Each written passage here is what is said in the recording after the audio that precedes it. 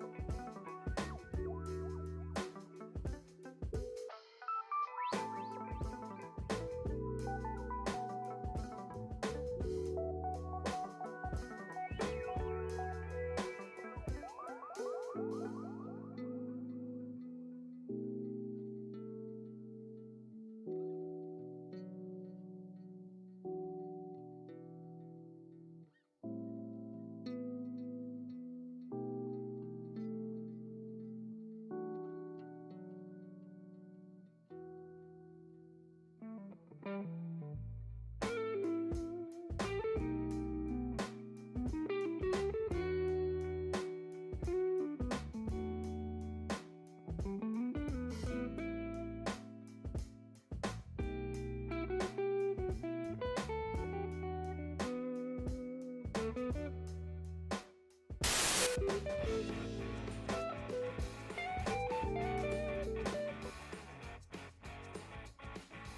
pet the dog.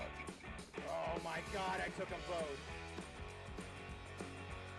Hype train to level 3.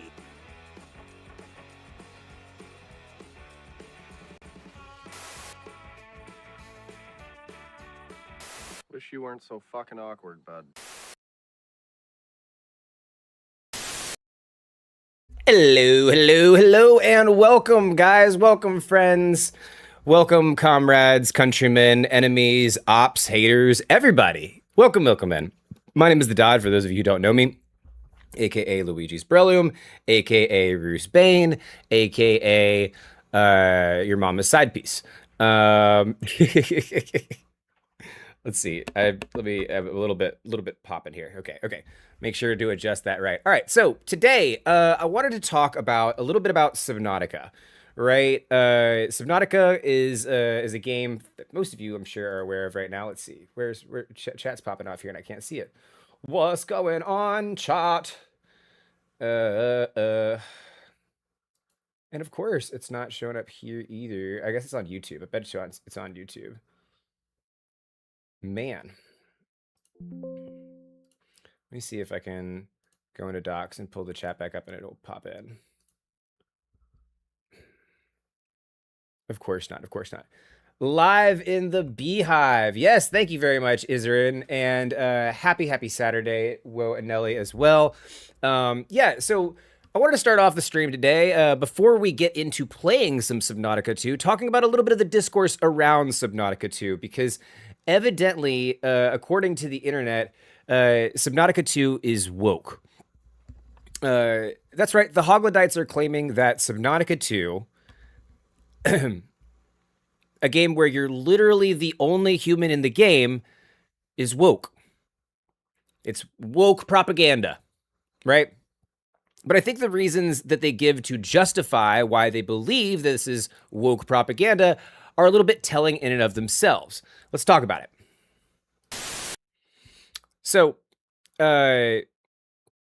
first off, I think going through Grummy's Subnautica narrative here is kind of gives us a lot of the backstory of kind of what's happening. First off, this kind of came into the radar when Subnautica 2 had this instance with a company called Crafton. Evidently, Crafton delayed the release of early access to Subnautica 2 into 2026. And this is in of itself, I mean, obviously there's a lot of times where games need more development in between the development cycles to do that. But as Grums is pointing out here, evidently this was due to the fact that Crafton was due to pay $25 million in additional bonuses if certain development targets were hit, such as being on schedule for 2025.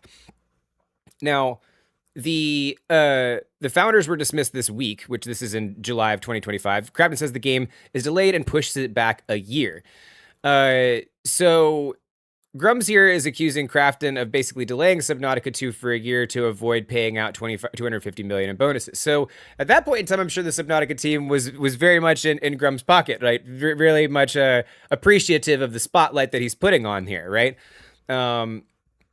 Subnautica former founder management was ousted by Crafton over the Subnautica squabble over early access. Look, parent company Crafton links to a heavy redacted copy filing where 3 former leaders of Unknown Worlds are accused of openly threatening Crafton with litigation and expressingly demanding and prioritizing a release date for Subnautica 2, writing, "They demand the full earnout, not only the early access release." Not only the early access release, that would be the entire gaming community into Subnautica 2 world. A person, not company. Goals were a priority for them. Details against the legal thing about Crafton complaining concerns a $255 boom. There's that $255 million bonus payout tied to the revenue length target for 2025 early access, which the founders, of course, Crafton pushed them to change that later on. So at that point in time, Grummies is kind of in the right here, right? I mean, if a company comes in and they are going to delay a release simply because the payouts there that they could avoid, paying out a $250 billion payout in making those benchmarks. I mean, that's just capitalism trying to squeeze efficiency out of a new development team and putting a big carrot on a stick for them, just to remove that carrot at the last second as soon as they cross the finish line. And it looks like that was echoed on at least Charlie Cleveland's X account here. It continues to be an explosive and surreal time of the Subnautica team. None of this is what we wanted, but we truly appreciate the amazing support we've gotten from everyone. It means a lot to us. As I wrote last week, we know in our souls that this game is ready for early access. That's just how we roll. Again, this was in July of 2025. But it's not currently under our control. We've now filed a lawsuit against Kraft, and the details will eventually become, at least mostly be public. You deserve all the full story. Suing a multi-billion-dollar company is painful.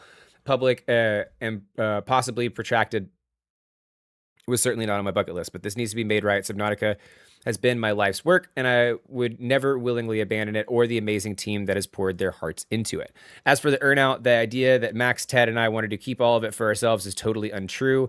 I'm in the industry because I love it, not for riches. Historically, we've all shared our profits with the team and did the same when the studio. You can be damn sure we'll continue with the earnout bonus as well. They deserved it for all their incredible work. Stay tuned. Charlie and the other founders of Subnautica lost their lawsuit against Krafton as expected.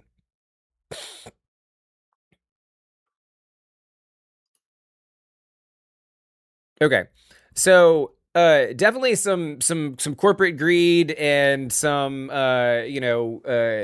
huge money grabbing situations behind the scene with Subnautica.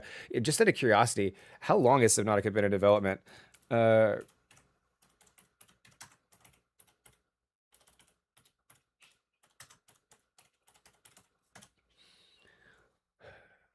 Looks like Subnautica officially started development in early 2023. So now you're looking at over 13 years working with this. Oh, wow. Of course. How long has it been on the Subnautica screen here? Damn.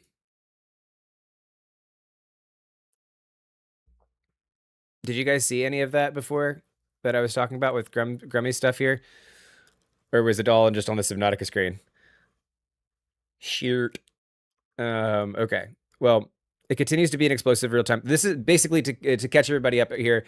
This is a letter from Charlie and the other founders of Subnautica. They launched a lawsuit against Krafton, and they tried to kind of like clear everything up. They did say in this one that in 2025 the game was ready for early access. So this has been, according to at least the people behind the scenes, this game has been in early access, or at least in an early access stage for a very long time, right? But of course, after the Krafton stuff passed, right? There's been this has been kind of the main complaint about the game. Subnautica 2 is pacifist ideology woven into the game. Players have noticed that you cannot defend yourself against attacking fish, not even in self-defense. Only passive means are available. This was by design. You can't kill anything because the devs feel it would support gun violence and aspects of colonialism. Subnautica is a one vote towards a world with less guns, a reminder that there is another way forward. We want all people to feel like they're learning to adapt to the world rather than being a conqueror or a dominator. We aren't a killing game. Go play Sons of Forest or something if you want to kill. The anti-violence stance got stronger from Subnautica 1 to 2, which now has a complete no-kill policy, even when the fish can kill you. And this, of course, has upset a lot of different people, right? So we got people going, "Woke Nautica, we are slowly watching it die. These game devs have clearly not learned their lesson." You've got... Okay, these are just some Subnautica memes. Just feeling the vibe for Subnautica. These aren't all necessarily things here. This is basically another summary. This IGN video does a great job explaining what the problem is. In case you didn't know, you can't kill the big fish in Subnautica 2. You can collect smaller fish and turn them into resources, but bigger fish can pursue and damage you. Subnautica 1 let you kill big fish, but your only option for defense in the sequel is to scare them away. In the past, the devs explained this decision by stating that they didn't want players to conquer or dominate the environment. Level designer RTM O'Reilly even stated in the game's Discord, quote, "We aren't a killing game. Go play Sons of the Forest or something if you want to kill." However, since the game's release, environmental artist Yuli has stated that the team is debating what it should do about the big fish issue as well. Quote, "Trust me, it is a hot topic. There are so many opinions. Regardless of where we land, we know that players don't have enough ways to deal with hostile wildlife. Which side are you on? Should Subnautica 2 let you kill big fish? Let us know." In case you didn't know, you can't kill the big fish in Subnautica 2. You can collect smaller fish and turn them into resources. So I think that this is a really interesting conversation, right? Because as much as people have been complaining about this, as we saw from this sneak preview tweet here earlier, it's not slowing it down at all, right? Subnautica 2 has sold over 4 million copies in 5 days. It's still going strong, right? And I think this dives into it a little bit more. So yeah, so the game devs themselves have started taking some major heat about the fact that hostile fish are kind of a really major problem in the game, and to some are taking away from the experience. But that said, I mean, and they got so much heat about this that they've actually had to put out a statement recently addressing the backlash, right? They posted something on their own page kind of detailing like, hey, we plan to add things in the future to help deal with hostile wildlife. But like, so this has become a really hotly debated topic. And to be honest, I think it is absolutely fine that you cannot kill fish in Subnautica, by the way. Like there's the idea that every single game has to be some kind of power fantasy where you can dominate the environment versus having some games where, you know, the environment feels a little bit more powerful over you. I mean, I want to see diversity in games, and that is the kind of diversity we want to see. I mean, when you think about it for a lot of ways, Subnautica is essentially an underwater version of Ridley Scott's Alien, right? Like you are a person venturing off into an unknown world with a corporate entity that doesn't really care about you and treats you as completely expendable, right? And when you think about it, one of the best Alien games is Alien Isolation, a game where you famously have no way to defend yourself against the xenomorph. And the game doesn't give you, in the same way, Subnautica doesn't give you a weapon on purpose. In the Subnautica universe, you are a clone. You're meant to die. You're meant to study the life around you, but you're not meant to damage the property. You're not meant to damage the research. You, in fact, are expendable because you can be reprinted. It's actually an essential part of the game's message that you are expendable, that you are disposable. Your mission is to go there and collect data on creatures, not destroy them, not destroy the property.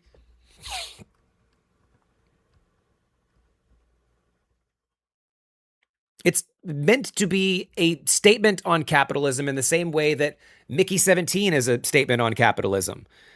And the game isn't even subtle about this. For example, at one point in the game, you could find this, right? Let's see. This is going to be easier to read it from here. Capital has taught everyone that nature is a marketplace of violence, that natural selection is the same as competition, and competition is the key driver of evolution. And if I tell them that no, it's not like that, nature is not operated by the same logic as a publicly traded corporation, the cynicism slams down like a hatch. Everything is a job. Fitness is profit. Profit is life, right? It shows how unnatural the ideas of capitalism are and how at the end of the day, it's the unnatural aspects about it are what kind of erode everything away. If Subnautica 2 had weapons, it would just turn it into an underwater power fantasy. With the man versus the sea. And like, that could be cool. But I mean, as the devs were saying, and that could be cool, but like as the devs were saying correctly the first time, right? Like there's plenty of games out there that do that. The powerlessness and insignificance that you feel when you're swimming around in Subnautica 2 is intentional. And the fact that you have weapons makes every encounter that much more terrifying. And it's honestly why I've found Subnautica 2 so addicting. I mean, we're not only talking about just like this beautiful, like, imagery with all the fish and the terrifying nature of all of these scary, terrifying, scary, monstrous. What?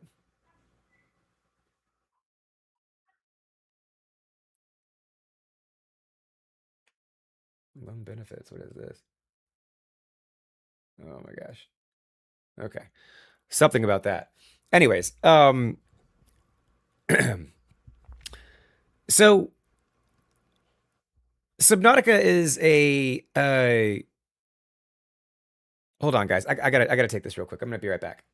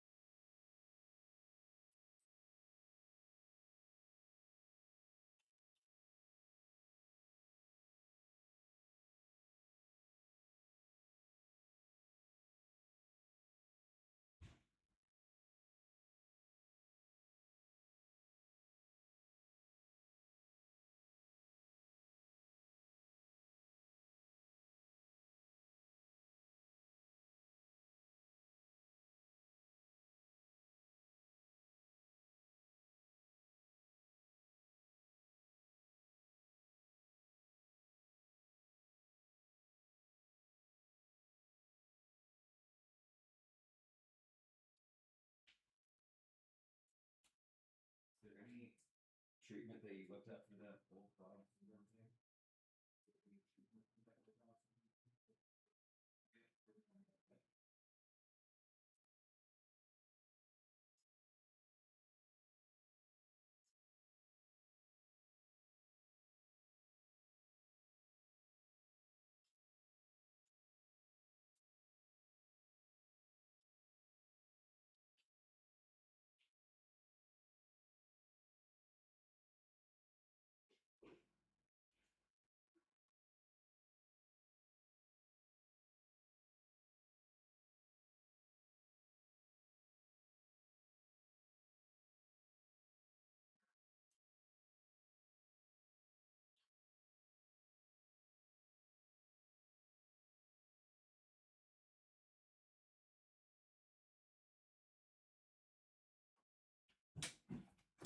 All right, I'm sure I have nobody in here now, but let's see.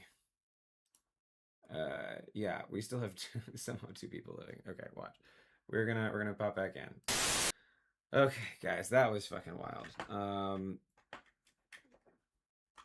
My dog's not doing too great, so we're trying to do this in spite of everything. Um,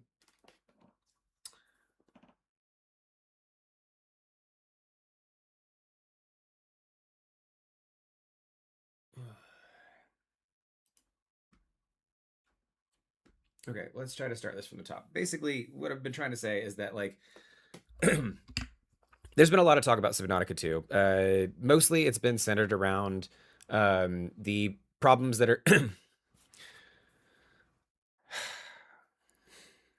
let me just get myself together real quick here, guys. Oh my gosh. Oh my gosh.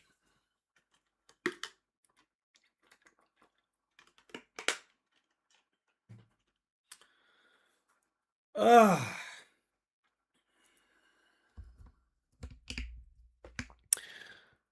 So what I originally came here to talk about was Subnautica 2. I've been having a ton of fun with the game, but obviously the discourse online has been talking about how it is a woke game because of all of these problems with the fact that you can't defend yourself from fish because you can't have any weapons, which to me is just incredibly disingenuous to what Subnautica is and what Subnautica is clearly supposed to be.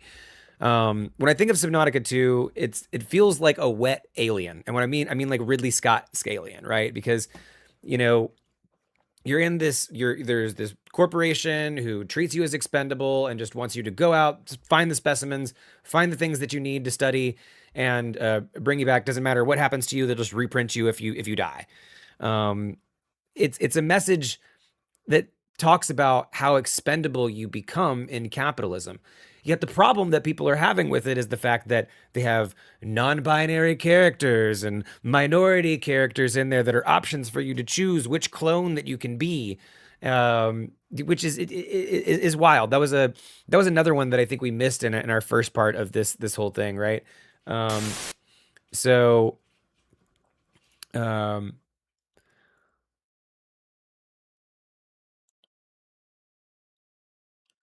yeah, well, I can't find a good example about that, but that was one of the things that they were complaining about was being woke with the diversity of the characters and all of this stuff. But then they started specifically going after the fact that it is a pacifist game. As I read from Grummy's earlier here, right? Subnautica 2 is a pacifist ideology woven into the game. Players have noticed that you cannot defend yourself against attacking fish, not even in self-defense. Only passive means are available. This was by design. You can't kill anything because the devs feel it would support gun violence and aspects of colonialism. Subnautica is one vote towards a world with less guns, a reminder that there is another way forward. We want people to feel like they're learning to adapt to the world rather than a conqueror or a dominator. We aren't a killing game. Go play Sons of Forest if you want something that you want to kill, right? And here's IGN's take on it. Resources, but bigger fish can pursue and damage you. In case you didn't know, you can't kill the big fish in Subnautica 2. You can collect smaller fish and turn them into resources, but bigger fish can pursue and damage you. Subnautica 1 let you kill big fish, but your only option for defense in the sequel is to scare them away. In the past, the devs explained this decision by stating that they didn't want players to conquer or dominate the environment. Level designer RTM O'Reilly even stated in the game's Discord, quote, "We aren't a killing game. Go play Sons of the Forest or something if you want to kill." However, since the game's release, environmental artist Yuli has stated that the team is debating what it should do about the big fish issue as well. Quote, "Trust me, it is a hot topic. There are so many opinions. Regardless of where we land, we know that players don't have enough ways to deal with hostile wildlife. Which side are you on? Should Subnautica 2 let you kill big fish? Let us know." In case you didn't know, And as to clarify too, like you can go through there and pick up smaller fish and then go cook them and eat them and stuff like that, but it's just not the bigger, more aggressive fish. There's not really a way to deal with them other than trying to distract them with flares and throw the flares away from you. And sometimes you don't even see these creatures coming until the last second. And you know, I to be honest, I have absolutely no problem with the fact that Subnautica doesn't have games. Not every game needs to be a power fantasy. If we threw weapons into Subnautica, it would be a just, you know, man versus the sea, God of War shit, right? We don't need that kind of stuff. I mean, like, I think of this, as I was saying earlier, much more like Ridley Scott's Alien than I do think of it as like Predator. And when I think of one of the best Alien games, that's Alien Isolation. Another game where you did not have any weapons. You were just left to the mercy of the xenomorph. And it makes it all that much more terrifying. Like the anti-capitalist messaging. However, the thing that people are missing about this game more than any is that it is woke to a degree in its specific anti-capitalist messaging, right? I think we shared this earlier. This is a part for a dialogue from the game. Capital has taught everyone that nature is a marketplace of violence, that natural selection is the same as competition, and competition is the key driver of evolution. And if I tell them that no, it's not like that, nature is not operated by the same logic as a publicly traded corporation, the cynicism slams down like a hatch. Everything is a job. Fitness is profit, and profit is life. Yeah. So if there's any woke aspect of the game, it's that, right? And I think that you know, there is still a darkness and a cynicism that it presents itself with, right? Like you, as a clone, are disposable. You can be reprinted, right? The aliens, the things that you are studying, the things that you are there to understand, well, we wouldn't want you to damage that. That's property, right? That's property that we could be studying to find out more about or reproduce technology on our own Earth or you know, study to be able to adapt ourselves to new and different planets, which makes every situation you encounter all the more terrifying because, yeah, you could die. You can be reprinted. You are cheap. You are disposable. You are expendable. And that powerlessness and insignificance makes every single encounter all the more terrifying. And that makes it a unique game and a unique experience. We don't really have a game out there that really kind of puts you in that position. And I think that that's what makes this game particularly strong. And it seems to be doing well, given the fact that, let's see here.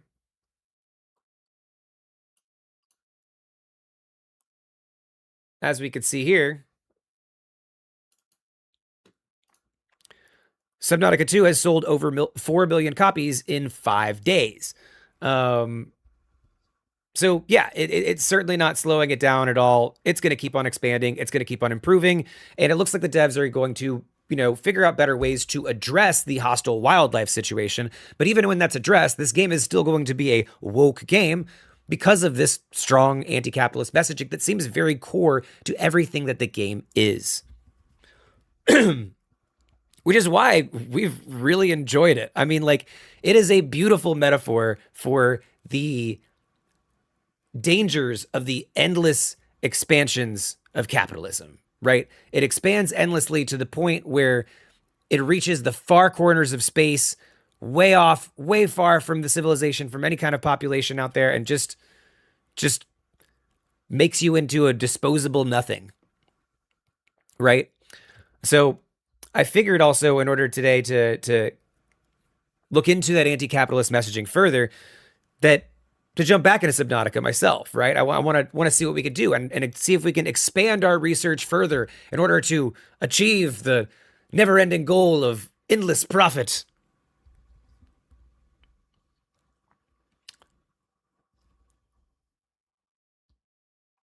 Specifically, I want to expand our research beyond what we've thought was possible before, creating some of the most dangerous bases in all of Subnautica, right on the edge of some of the biggest and most dangerous leviathans in the entire game. The goal is to get everything that I need to build spawn points, to build everything that I need to build a pretty well and sophisticated base right by the spawn points of some of the biggest creatures in the game and some of the most deadly leviathans.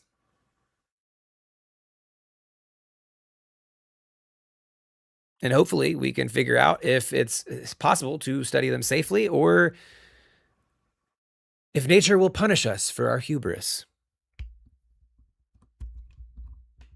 Let us find out. Okay.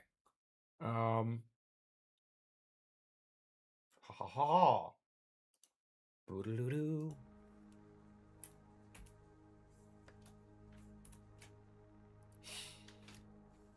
All right. Let's get to it. What's chat saying here?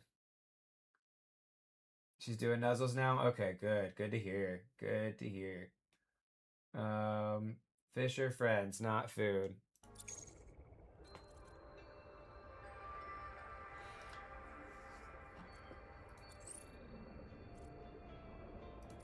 Okay, let's come back into our old save game. Can you guys hear me well? I think you guys could probably hear me better over here.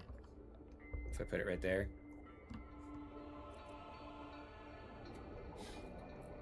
Alright, she's doing nuzzles now for real though.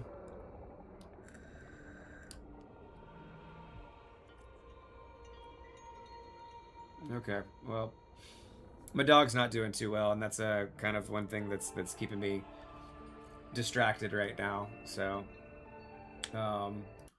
we're trying to figure that out. But, anyways. The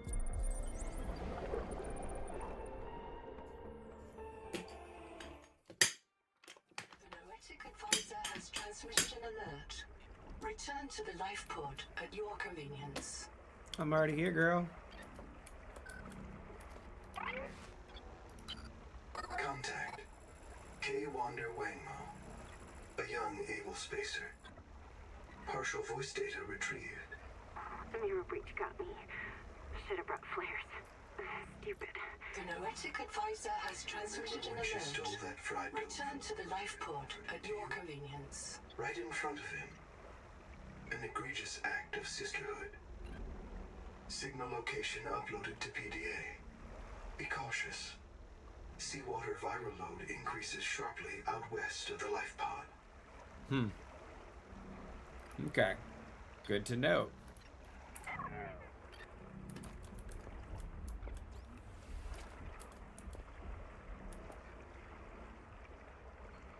God. Be nice to just sleep till the day's over. Okay. We got a lot of silver though, right? Yeah, I've got like a... Okay.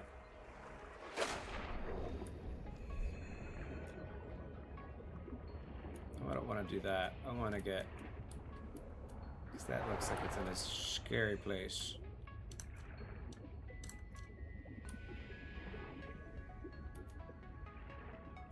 I love how the light collects underneath here, though. It makes me feel safe. There's the life pod. Where is...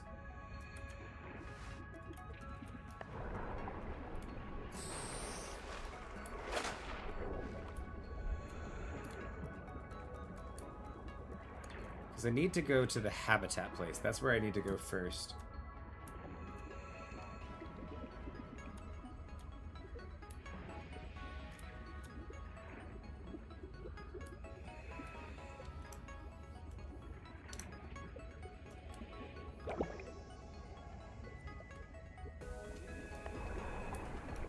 Where is...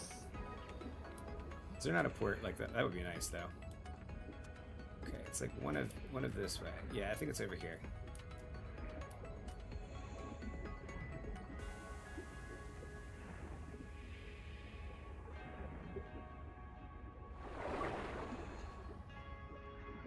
Okay. This is the thing that we need.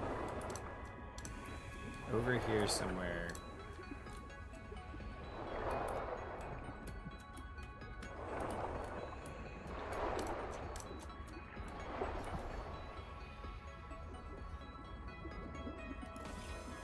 That's the biolab.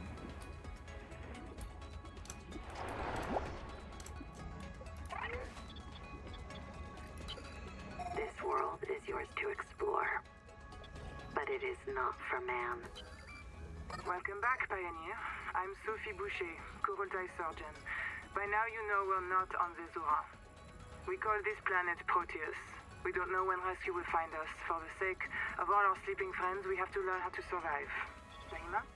Hey, fella, You'll want to visit the biolab near the entrance and install a passive and active biomod. While less permanent than adaptations, I've been told they're more fun. Sophie would have cleared anything in there. what if you're the last human being in the whole universe? Wouldn't that set you free? Welcome back, Pioneer. I'm Sophie Boucher, Kurultai surgeon. By now you know we're not on Zezura. We call this planet Proteus. We don't know when rescue will find us. For the sake of all our sleeping friends, we have to learn how to survive. Naima? Hey, fella, dead slave. Hello, I am Zigimantus Starvilus, formerly EVA engineer on Mongolian steppes. Now lead diver of this mess. Here is my formula for a quick base. Fill up on titanium, quartz, and copper. Get your builder tool.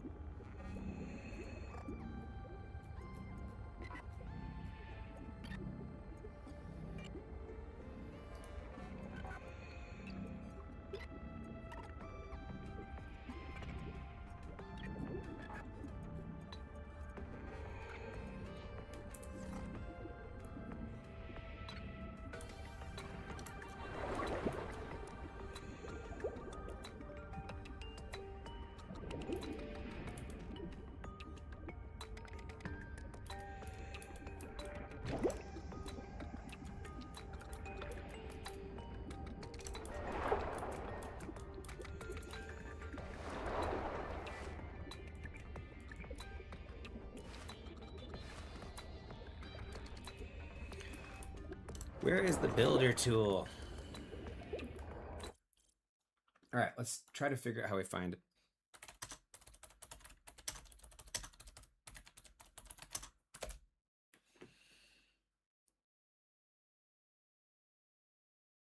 Builder fragments. Unlocked builder. Had southeast from web. Look at the broken builder in an open crate near the right from underside. Fragment 2. Head northwest from you dive into the cave system below the welcome center, where you'll find the second builder lying in a crate.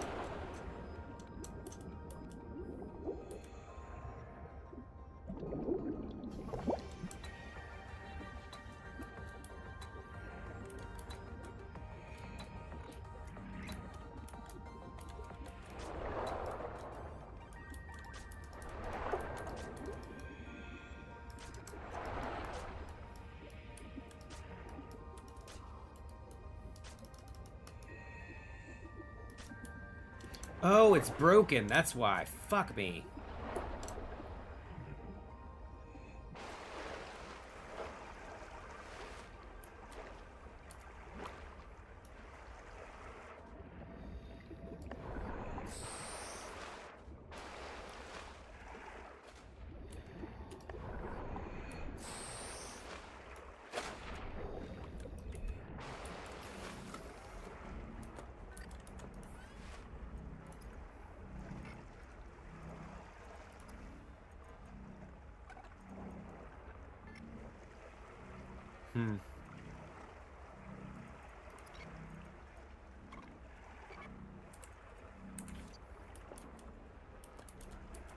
Seek fresh water intake.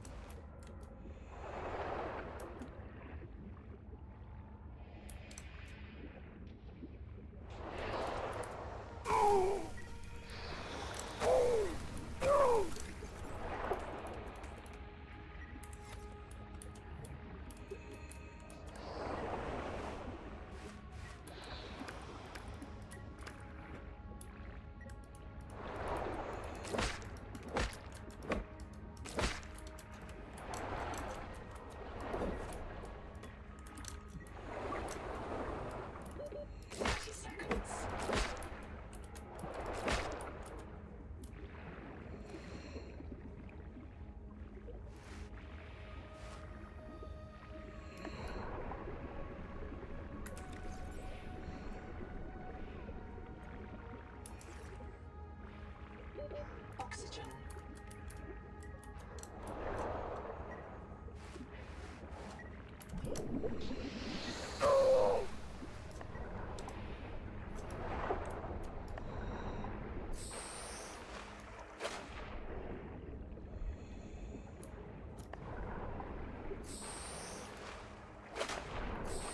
All right.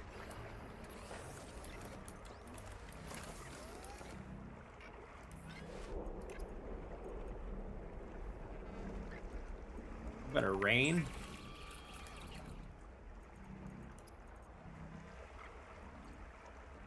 The Noetic advisor has transmitted an alert.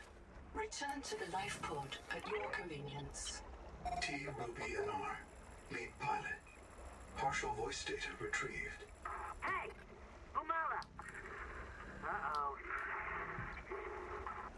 Do you remember the flight to the cicada?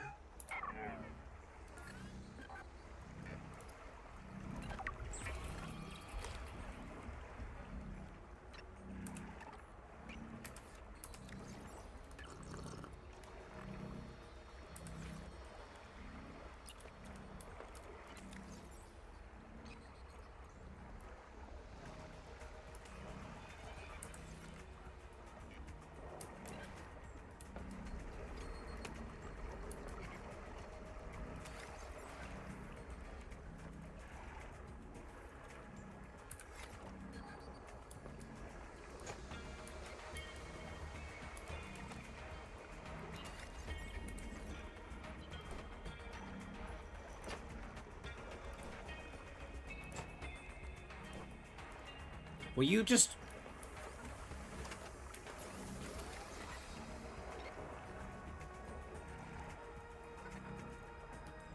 No fucking quartz. God damn it. Seek caloric intake. Yeah, I know.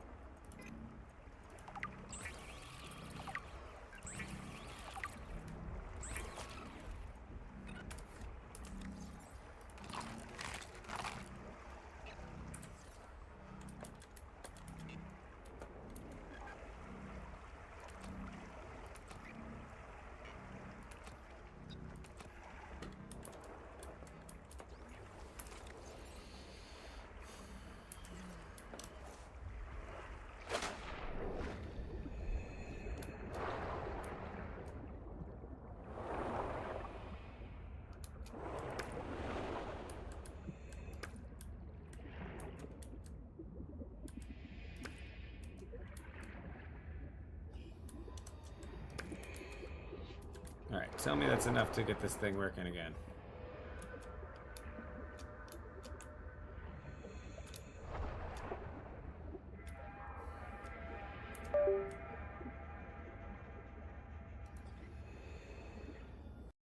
Whoa! We crashed there. We're gonna do this real quick. Boom, that should help us a little, get some bandwidth back. Okay. Well, let's try. Yo, that's probably what's doing that. Okay. Well, damn. Be right back.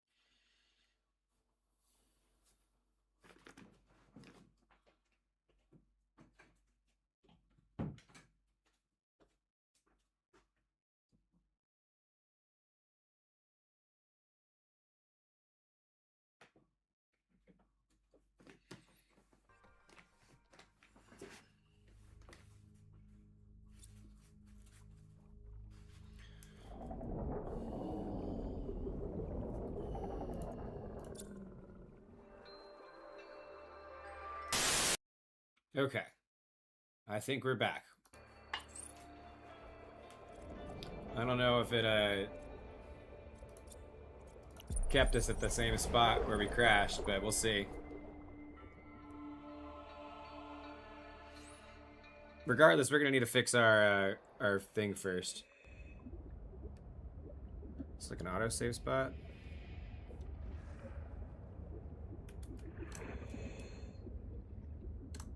It wasn't too bad. Alright, we got some problems loading in the graphic shaders here.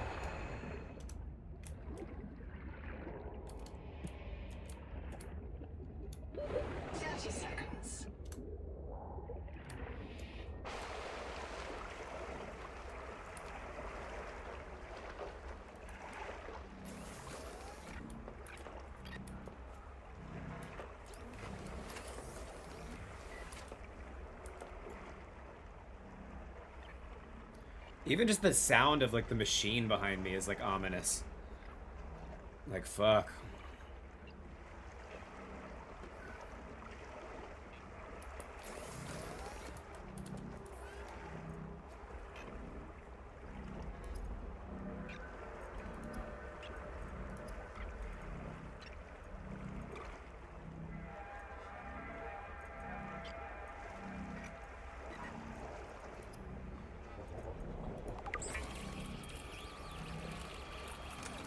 Okay. I would rather it not rain, personally.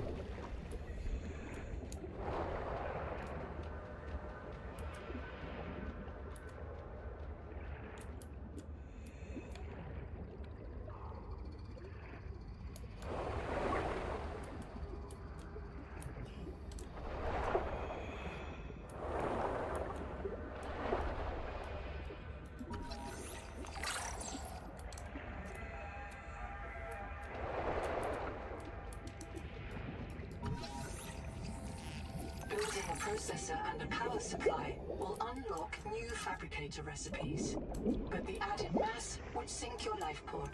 A standalone habitat is the next step on your mission. There we go.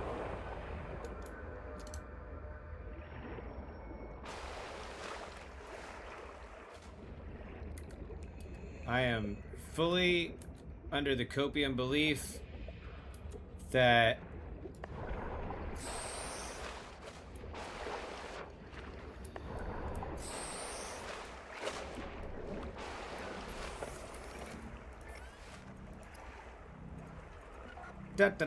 Alright, we just need a basic battery.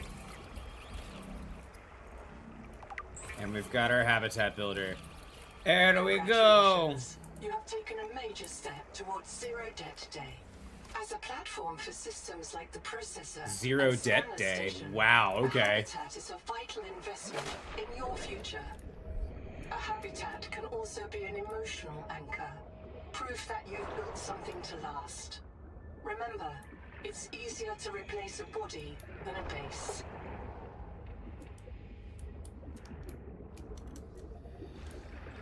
That is chilling.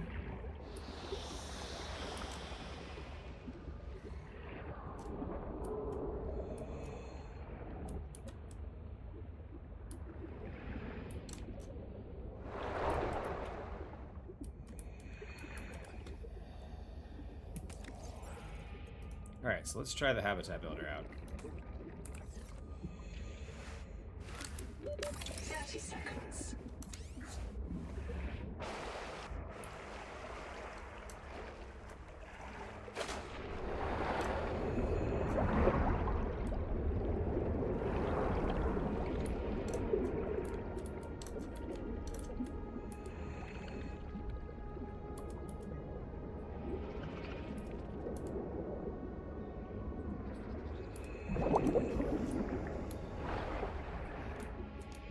Okay.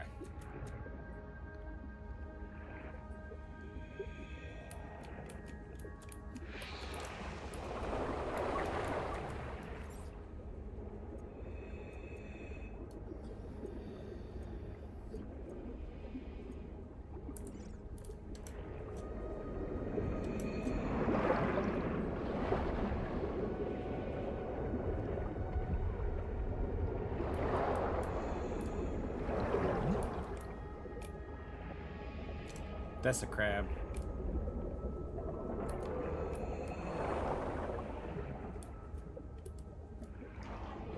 Seek fresh water intake.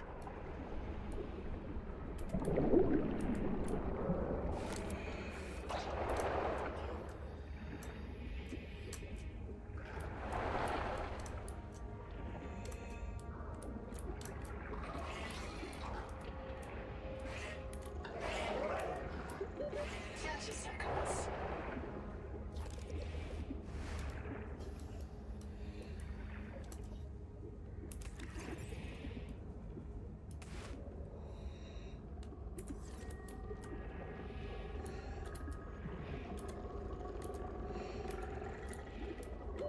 Oxygen.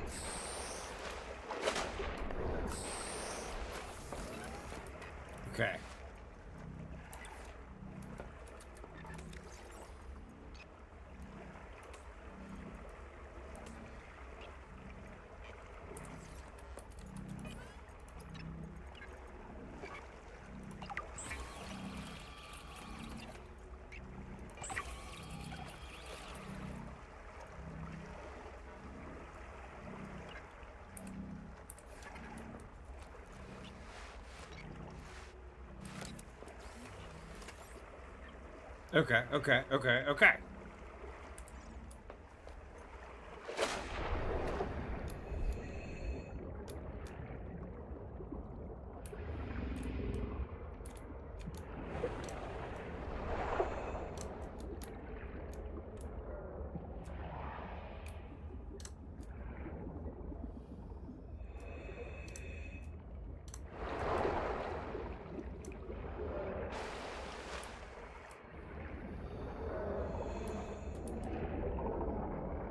Where is that coming from?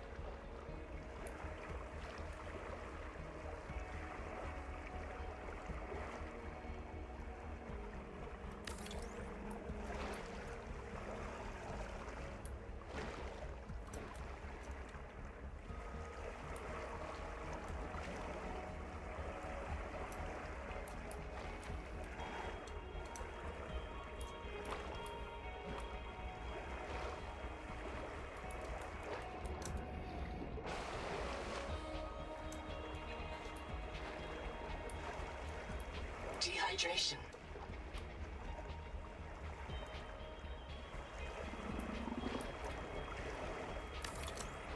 What the fuck?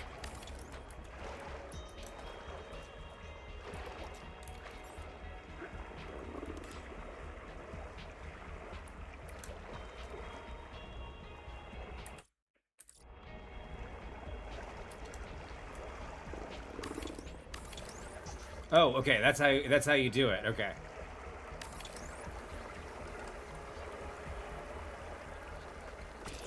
Okay. But how do I deconstruct? Oh, I crashed it again, didn't I? Wow. Okay. Let's try that again.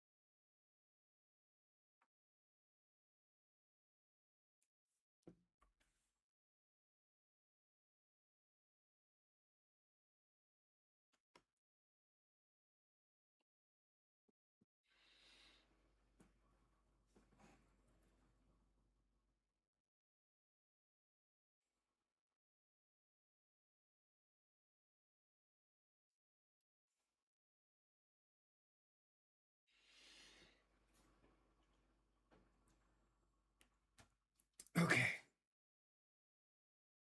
We're loading back in.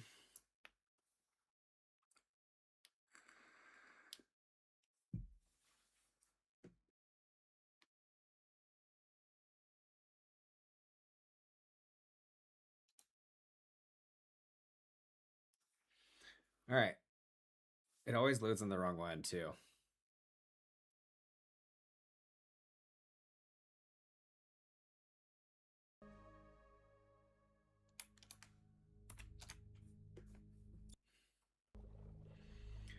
Let's try this again.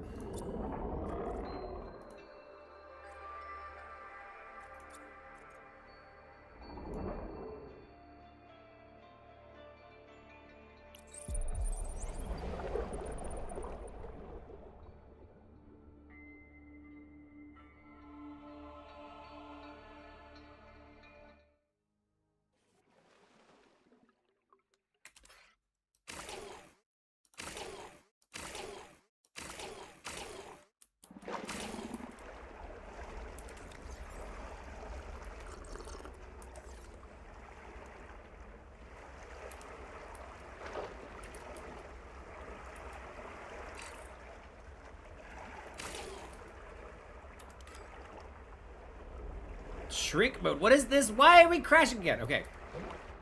Shrink mode.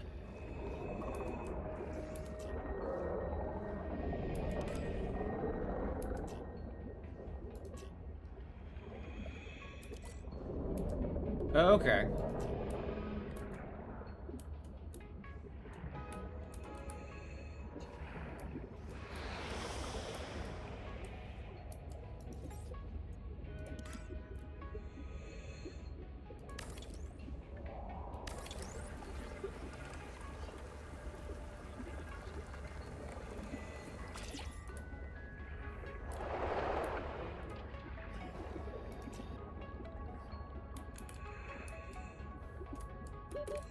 Seconds.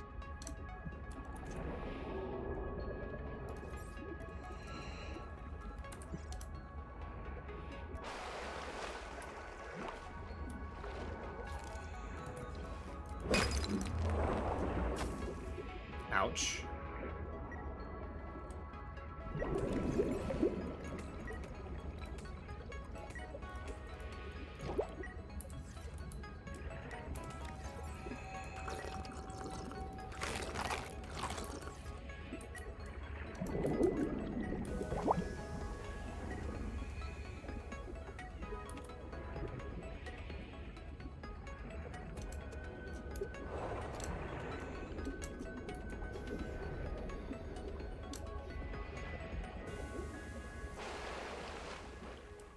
I do like this little alcove.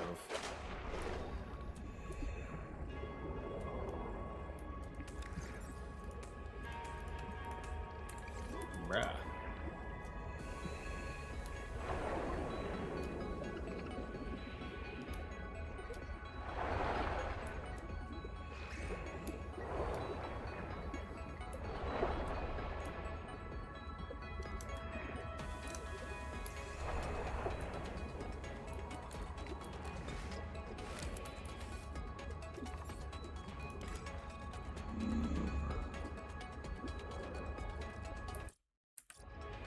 No.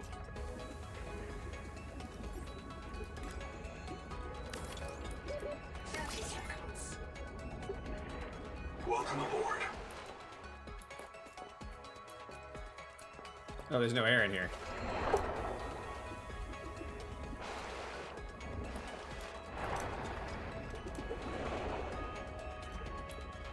Welcome aboard.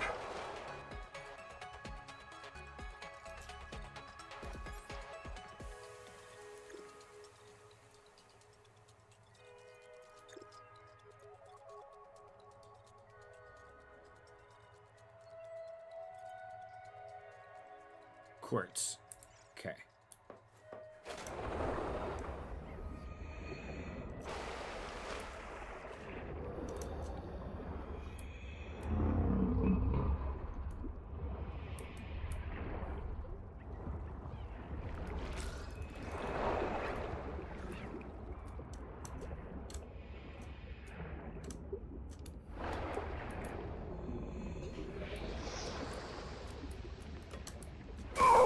Oh, god damn it. It scared me.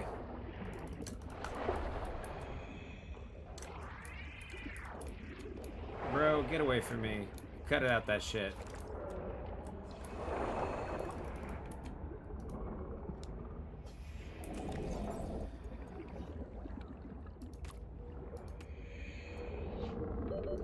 Seconds.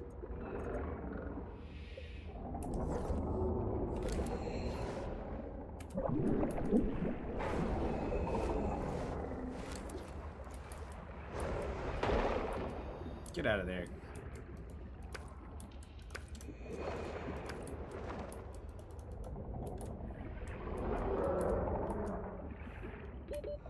Seconds.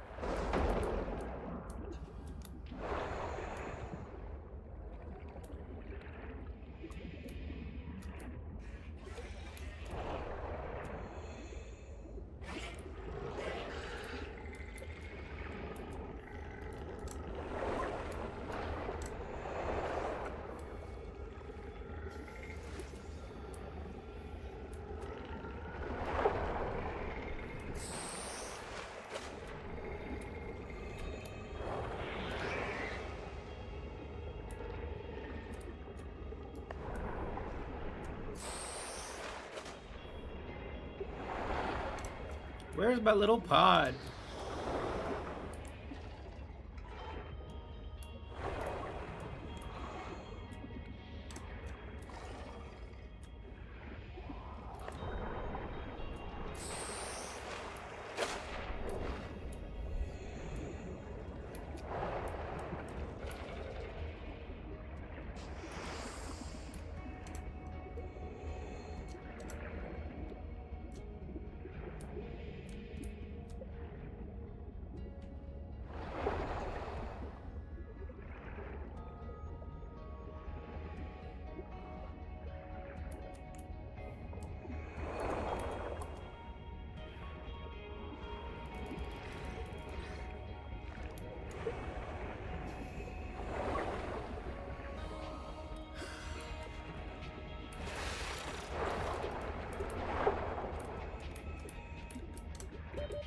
Seconds.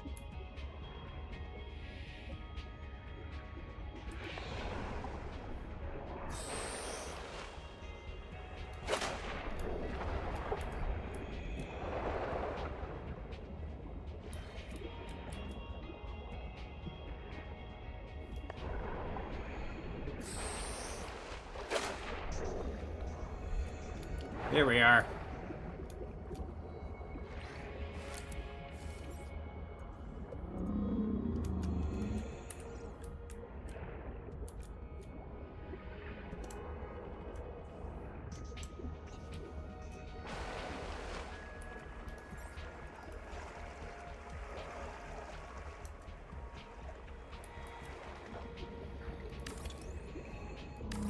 Power connected. All systems online. That's all I needed. Welcome aboard. Oh my goodness. That's all we need. Okay.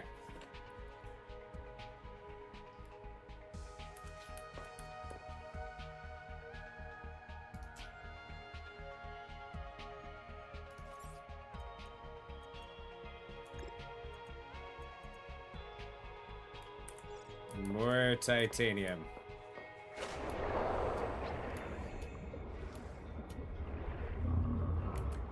Chill out with that.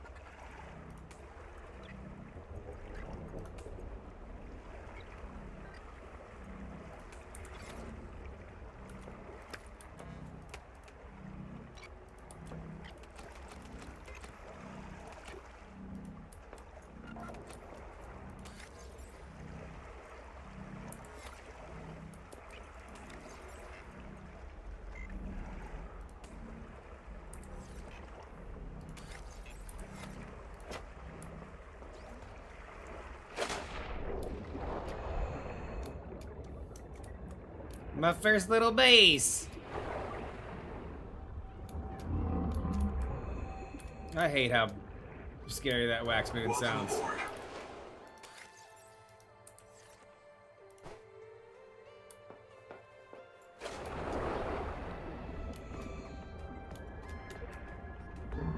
Alright, so this is not necessarily the scariest base in the world, but we're gonna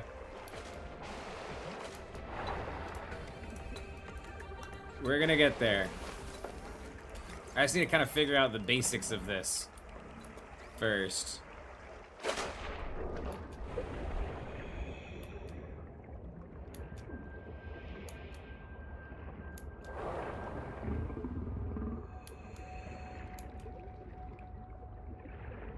Welcome aboard.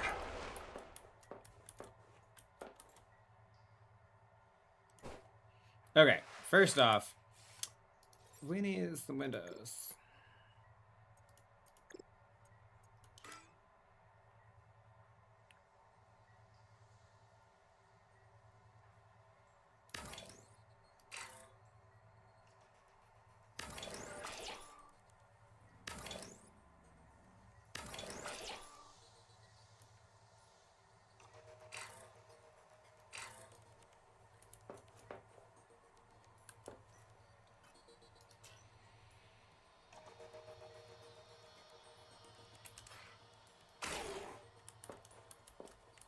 Okay.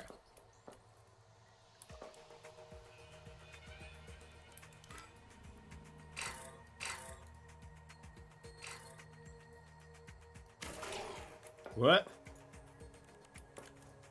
Oh.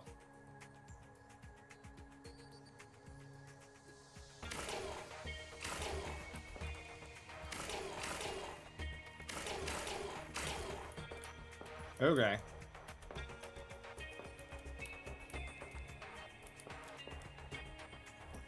Interesting.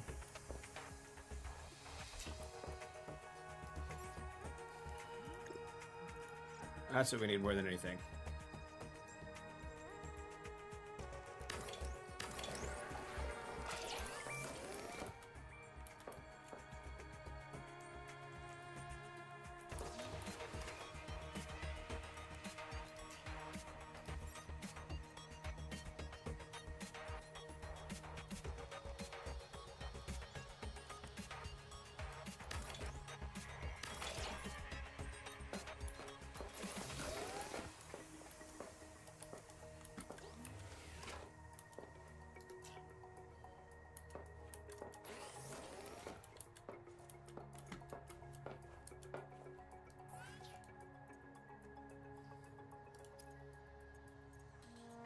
Nice, now we got a fully functioning fabricator.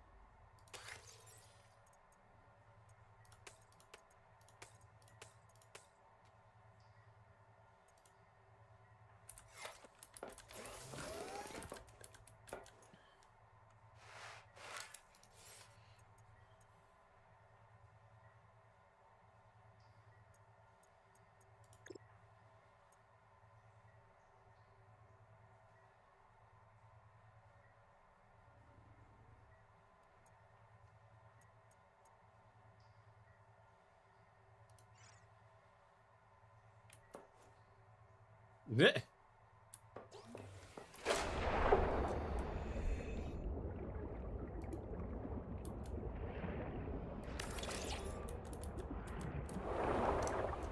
Welcome aboard.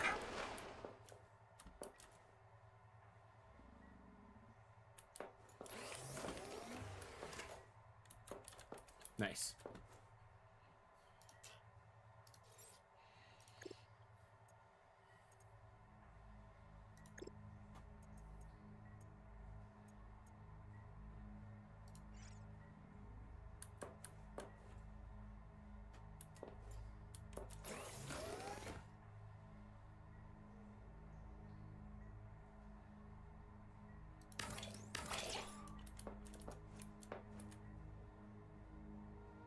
Creepy.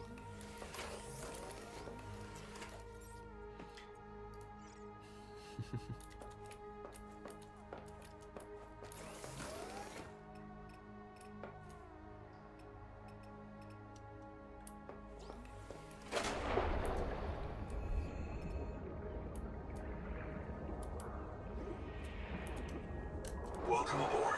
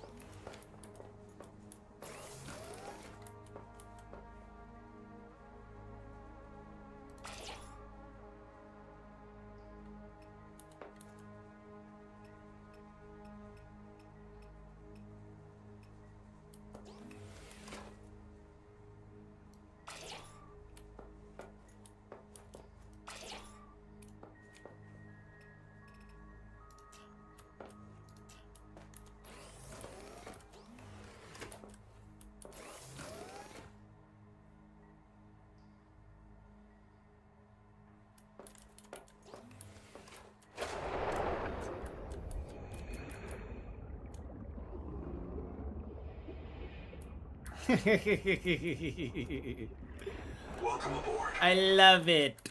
It's so creepy. All right. Okay.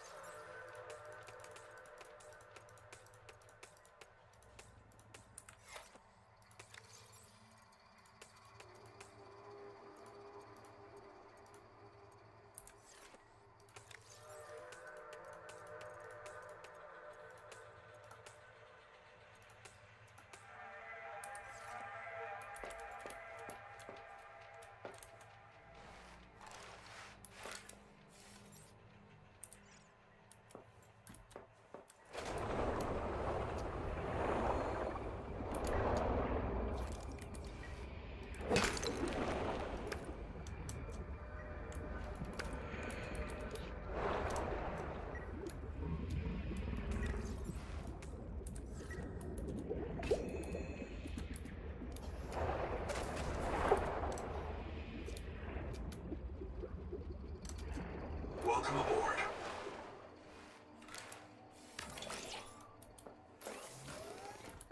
All right. Tons of storage here.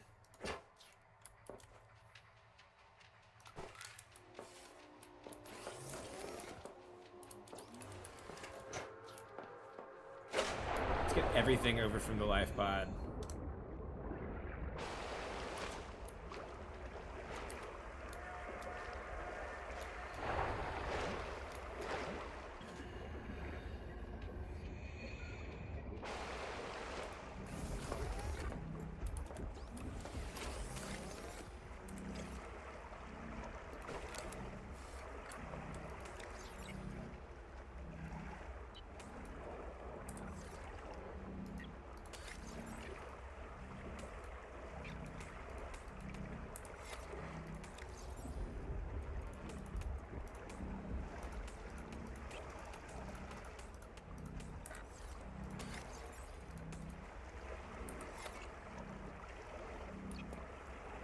Seek fresh water intake.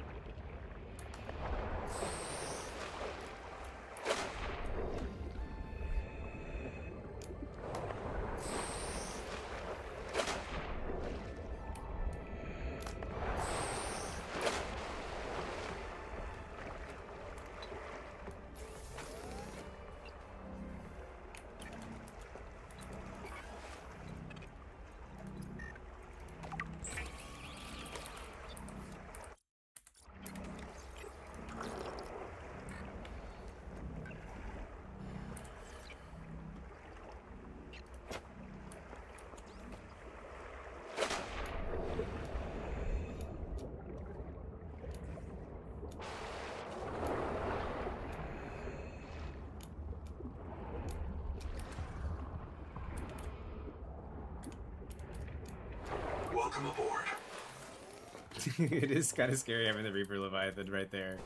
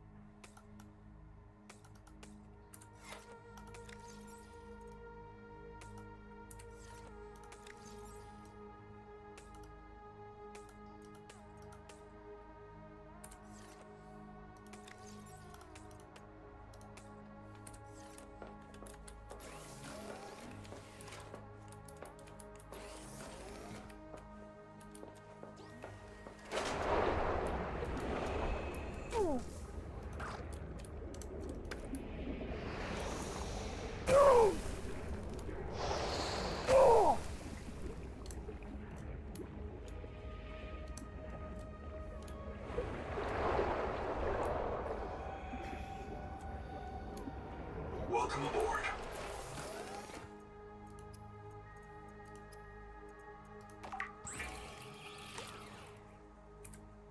Did I not get one single fish in that little run there?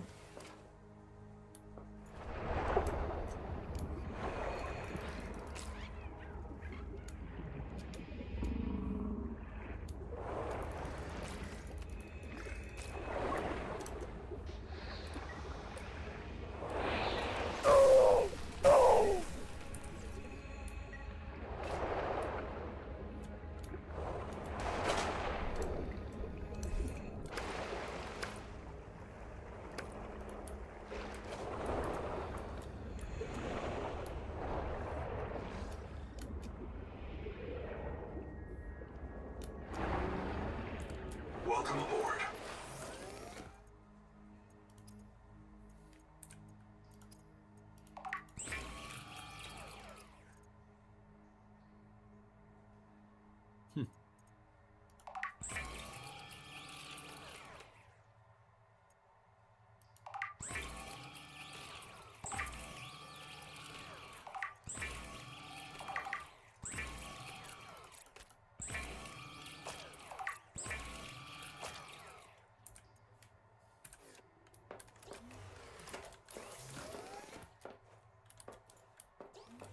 Okay. Now that we've made a tiny base.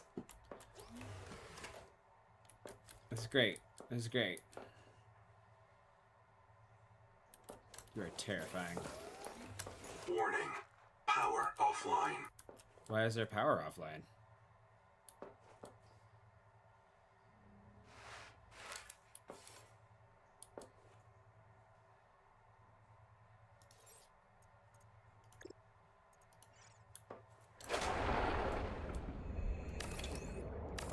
Power connected.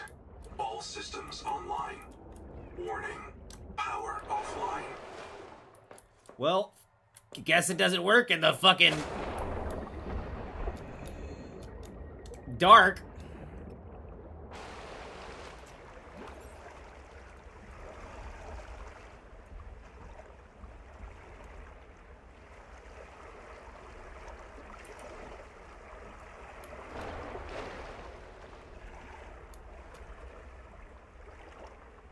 What's happening here?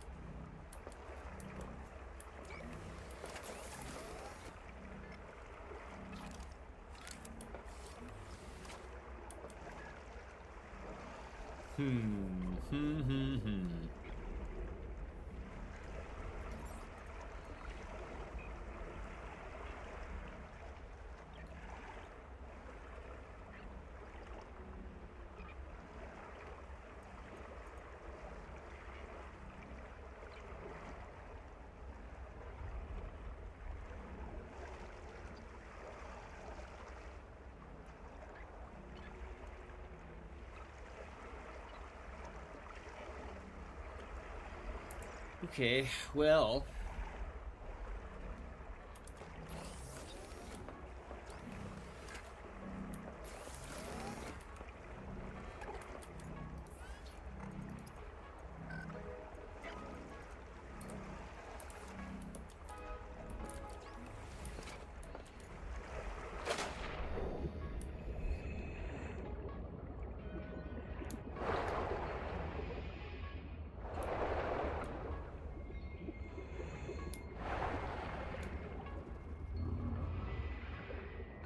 Welcome aboard.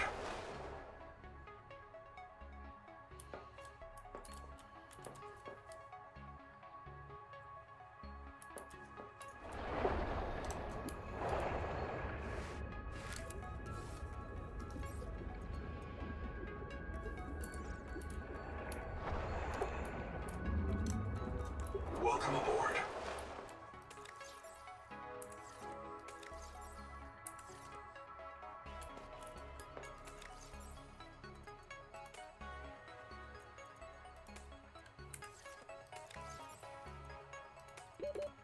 Seconds.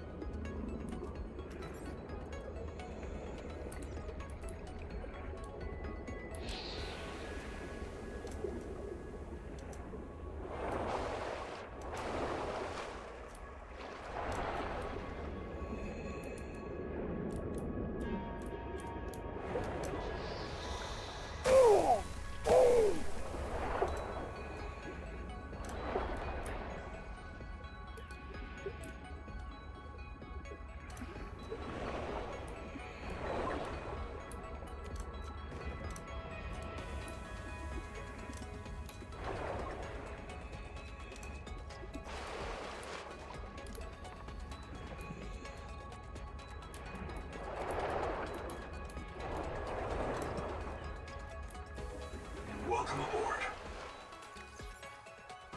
Somebody got no copper anywhere else?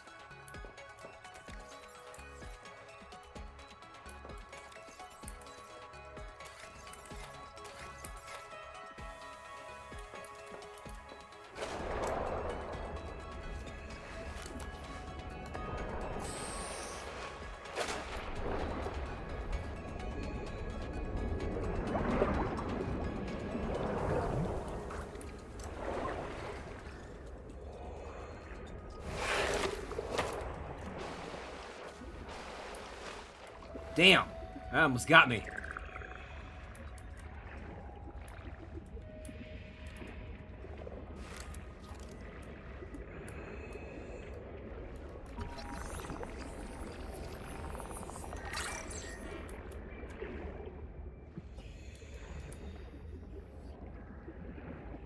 Seek fresh water intake.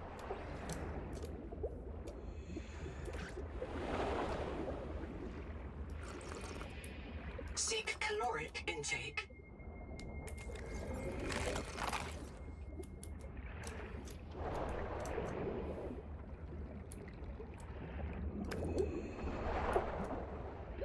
Seconds.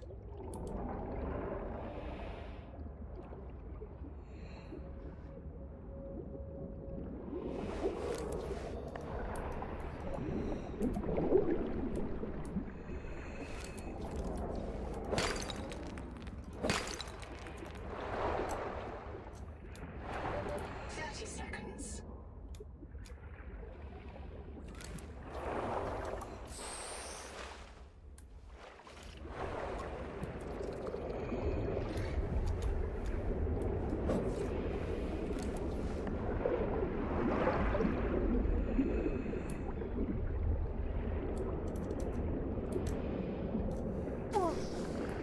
Shit.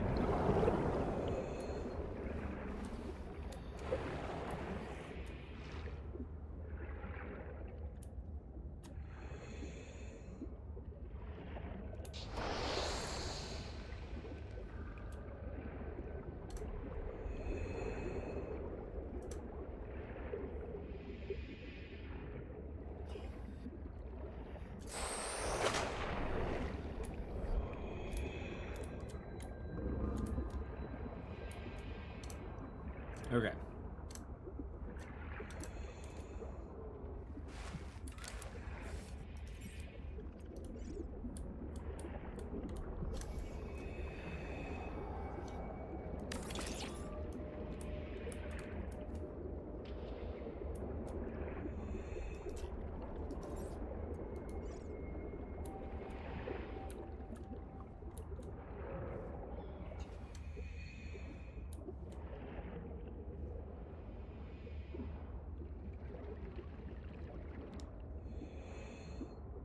Power connected. All systems online.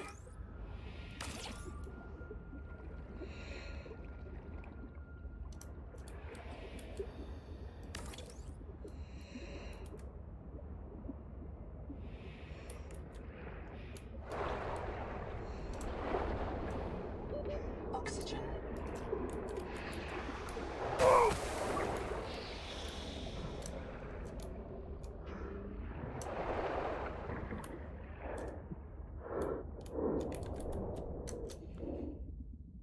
Welcome aboard. Oh my god, that was close. Alright, we're so close to having a self-powered station here. Seek medical attention.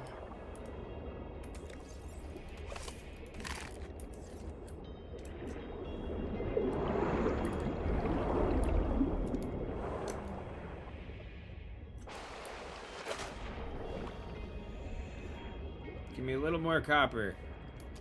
There we are.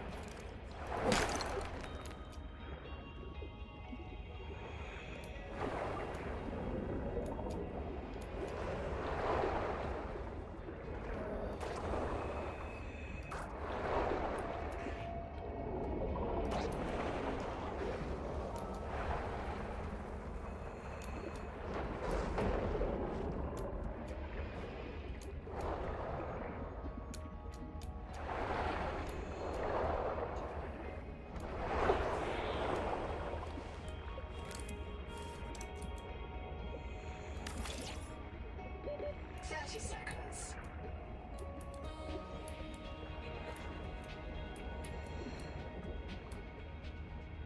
Welcome aboard.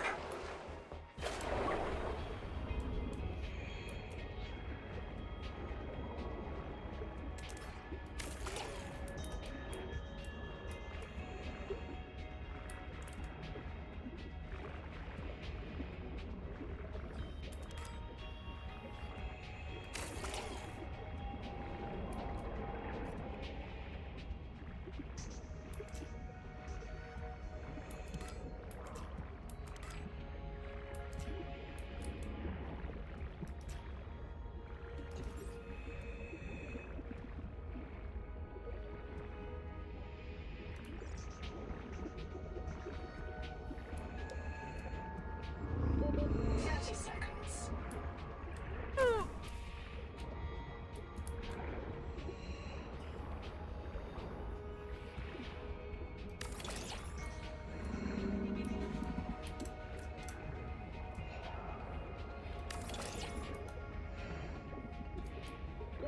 Oxygen. Welcome aboard.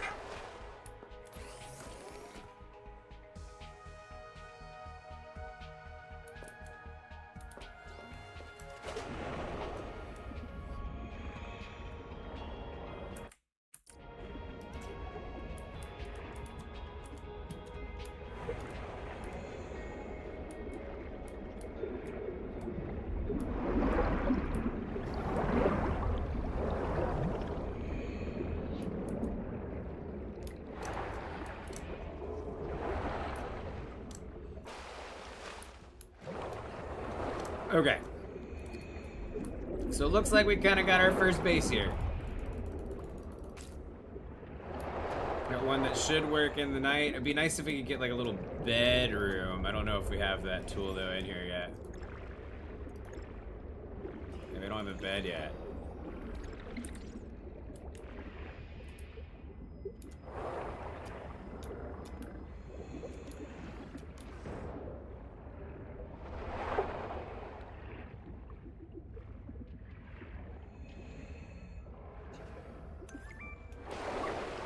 Well, here might be a place where we could scan some.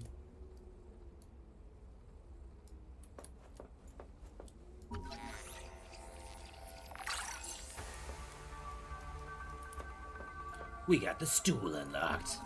There we go. There's a bed.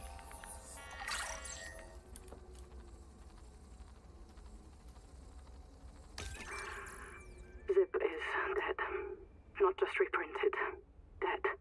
We all saw how she suffered. The metal poisoning. Her hands trembled. Her gums turned blue. She was always cold. We thought her visits to the hot caves were therapeutic. Sophie let her get away with it. Everyone loves Zip. But one day she did not return. 2 days, 3. We could hear her black box crying her death down at the bottom of the cave. Why wouldn't Noah reprint her on...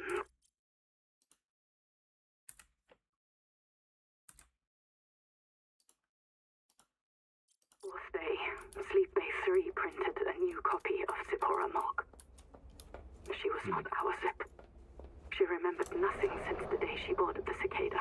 Chap says Noah reset her to her last known good state. I am aghast. We are contracted to work off a debt to Altera. But any debt society needs the promise of a jubilee, the trumpet blast of freedom when all is forgiven. Old kings in Babylon declared jubilee when they took the throne, lest the people rebel. But now our king can reset the calendar on the day before the jubilee. Some culty shit. We are slaves. I must know what is down in that hot cave. I believe Noah fears it and killed Zip to hide it. I believe the Jubilee is out there somewhere in this ocean. A better way to survive. Endurance fresh water intake. Inventory expanded.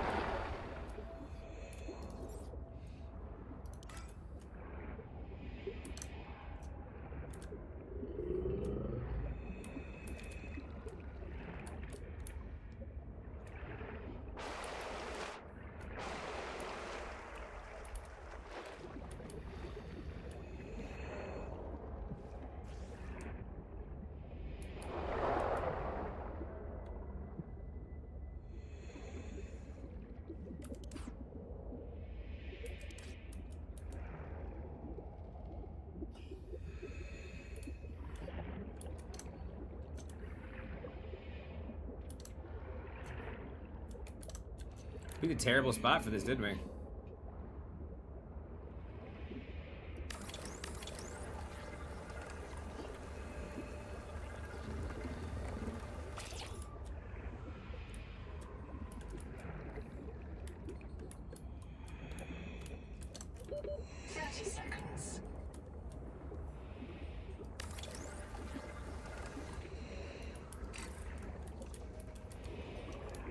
Welcome aboard.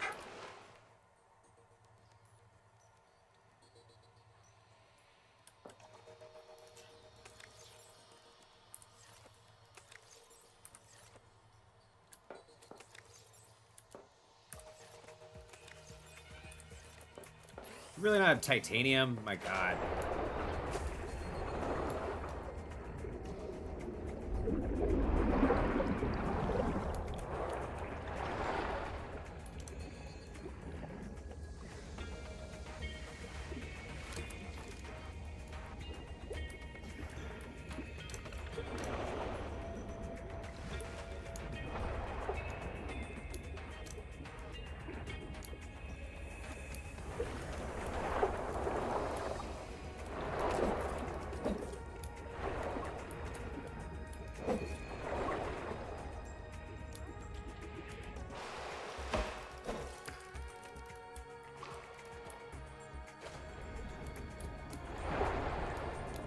I feel like titanium was like, I'm so flush with titanium in the beginning.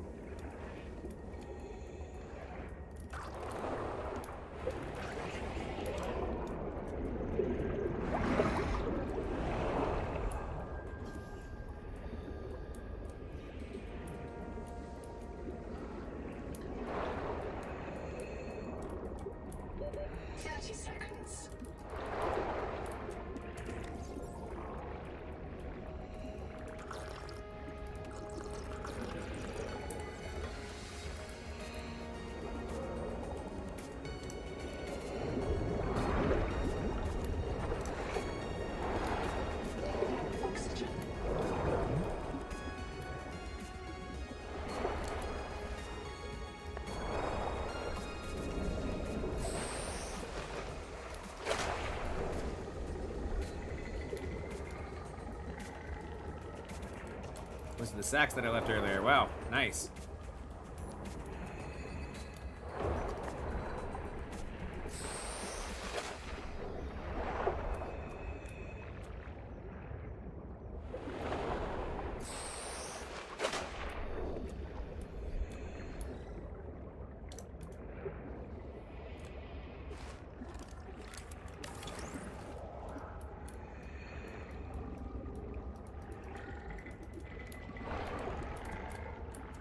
Welcome aboard.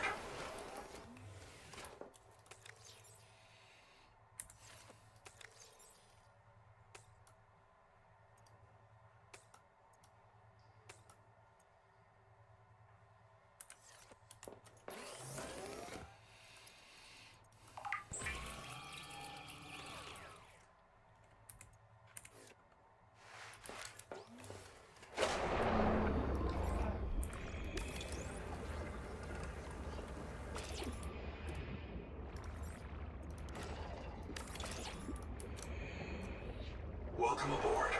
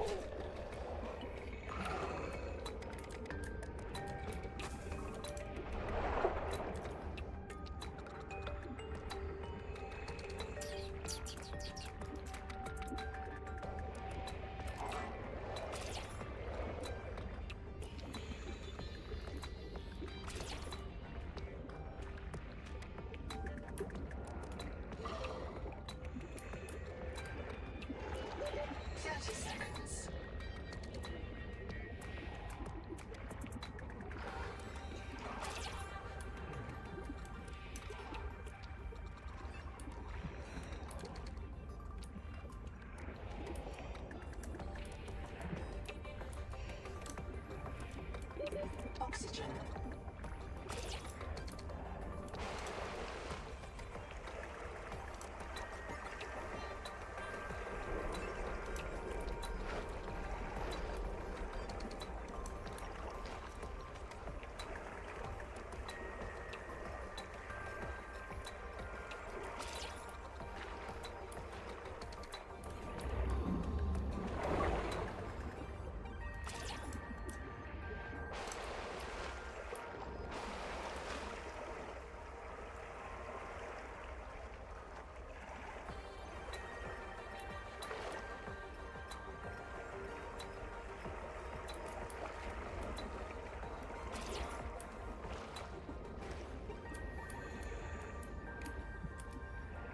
Welcome aboard.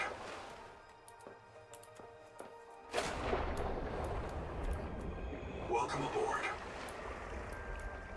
I think it's still sharing the power, so that works fine.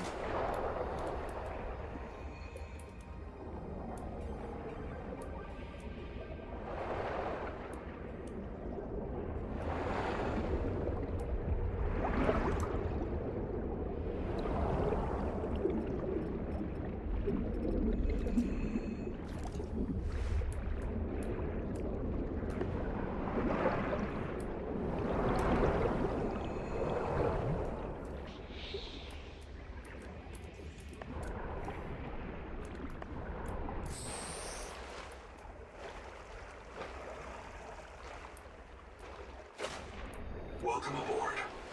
This is an awkward hallway here.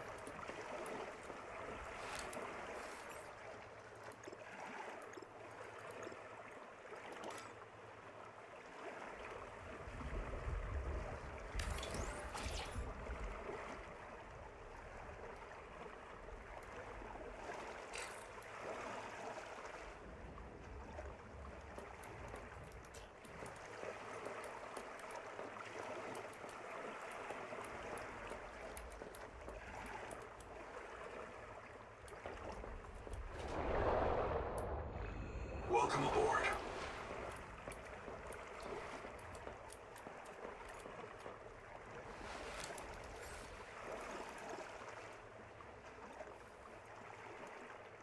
Oh.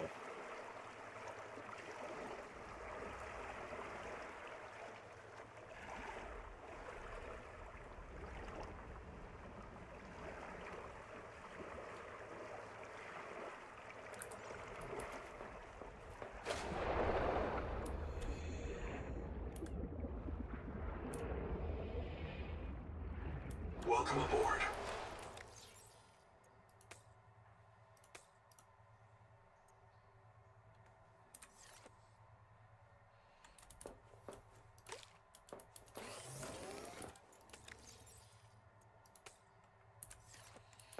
Okay, let's go see where this black box is doing over here. That should give us some more things to scan.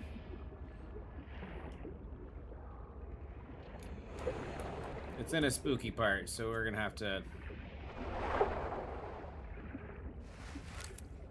placate the spookiness.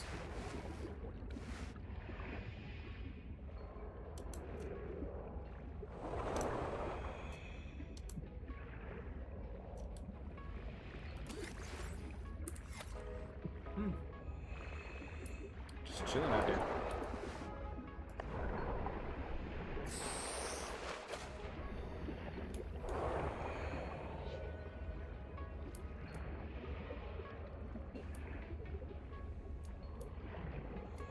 Utterly terrifying.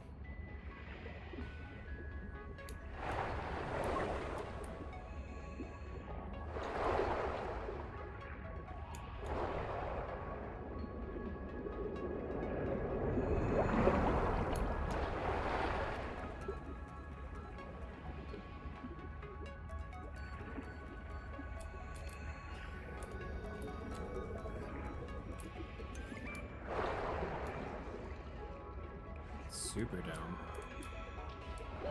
30 seconds.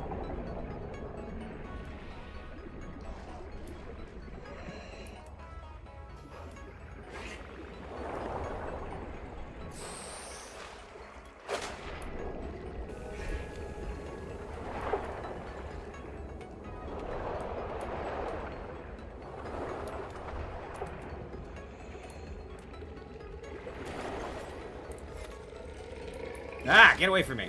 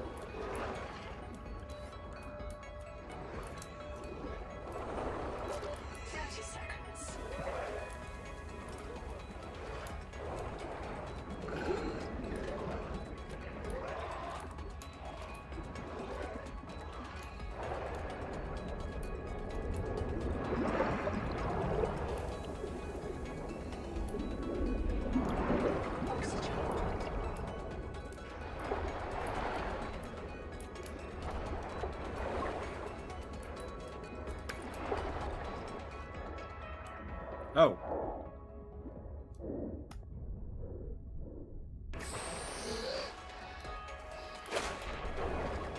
Whoops.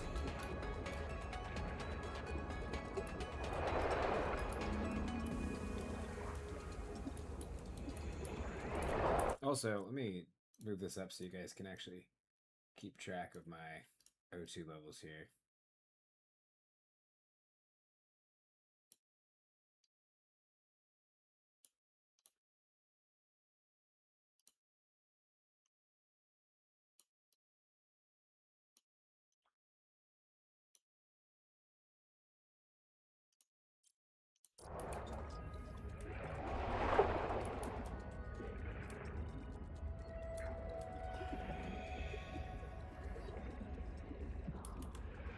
Yo, what the fuck was that?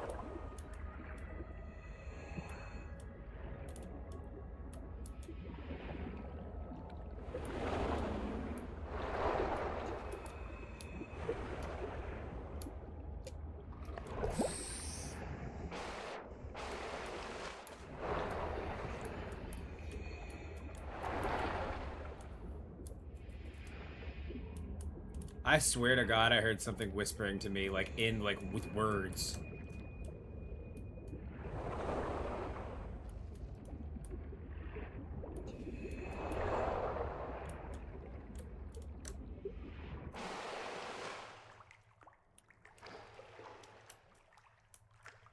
So quiet is it here?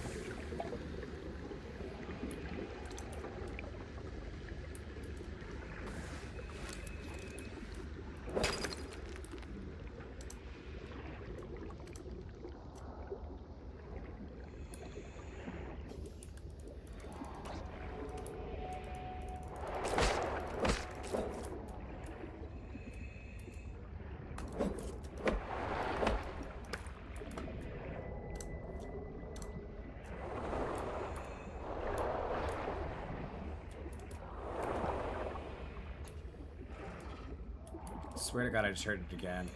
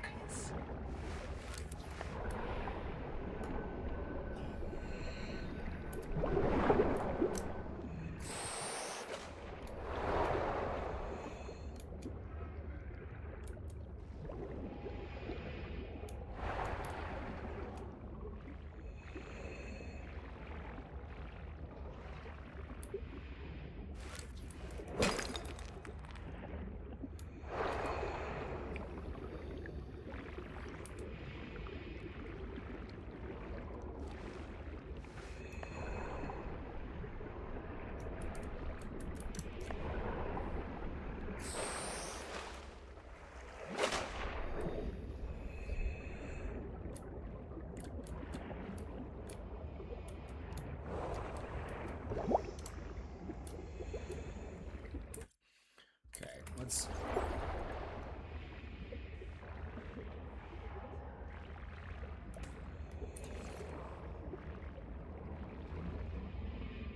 You guys heard that, right? You guys fucking heard that, right?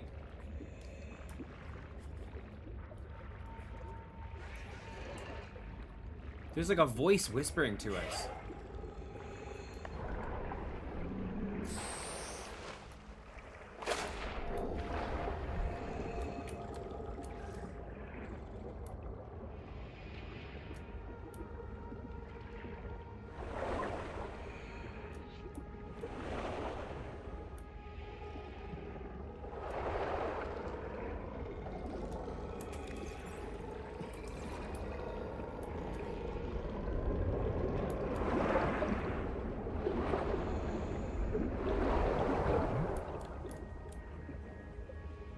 This is cool.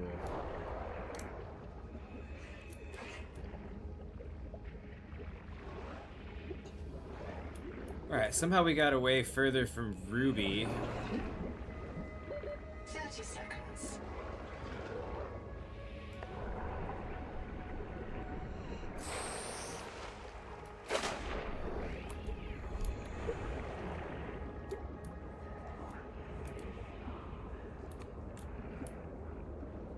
That definitely said something. Do you guys not hear that? That said something.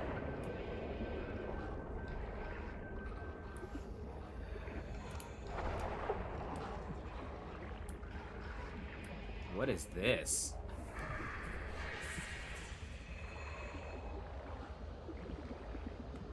That definitely...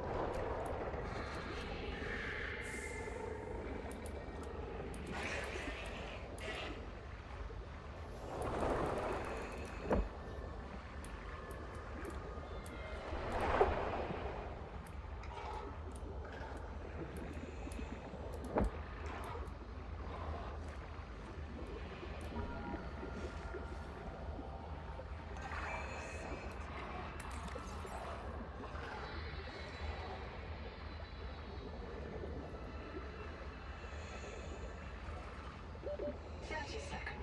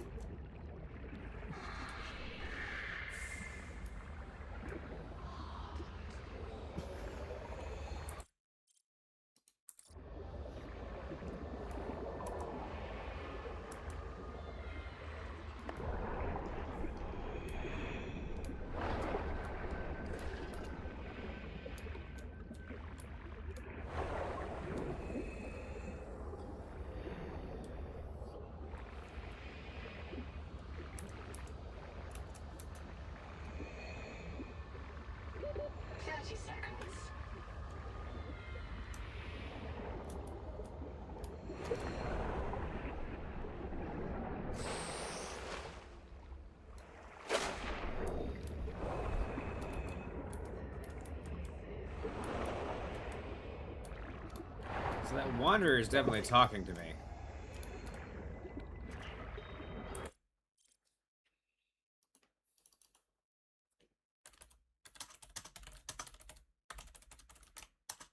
Let's see.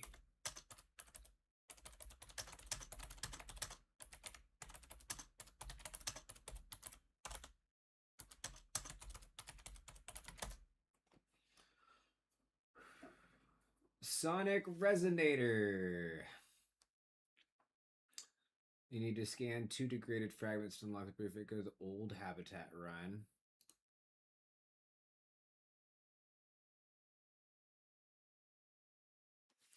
Okay, let's see.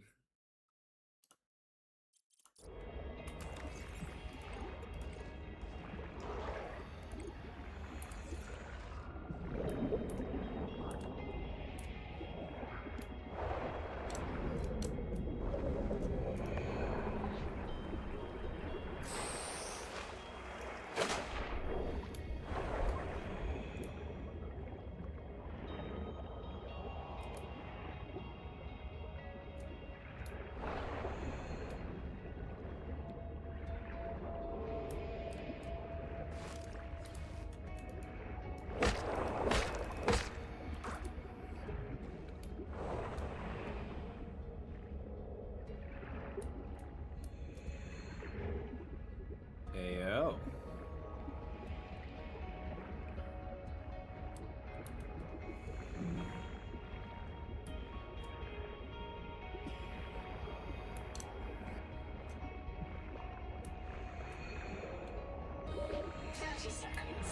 Entered a region of peak viral bloom.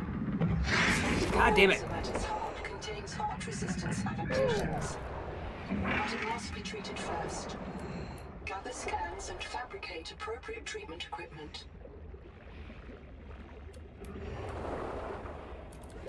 Oxygen.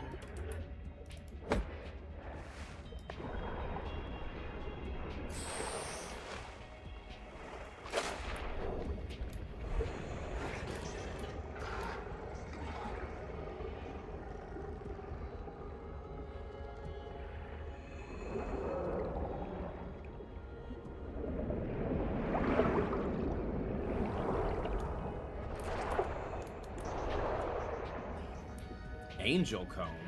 Oh.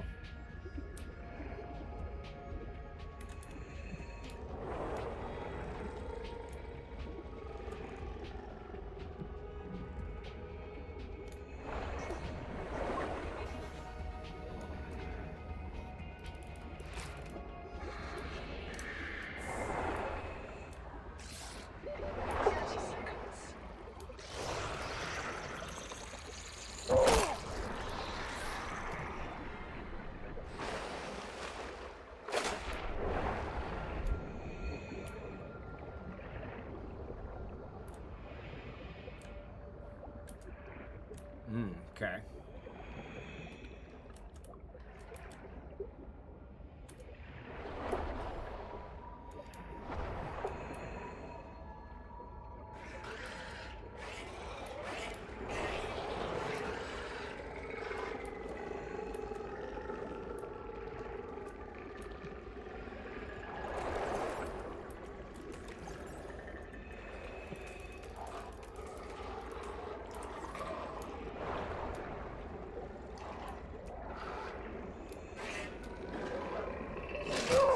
God damn it.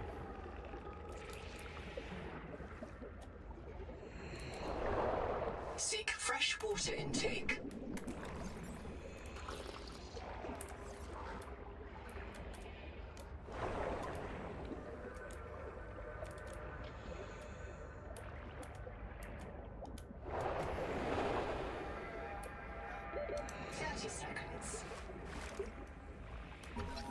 There we go.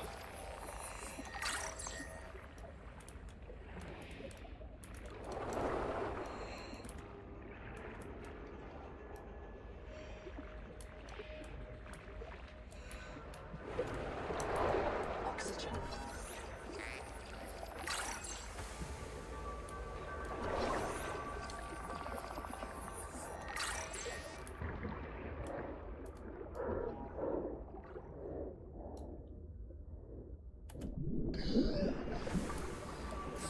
Seek caloric intake.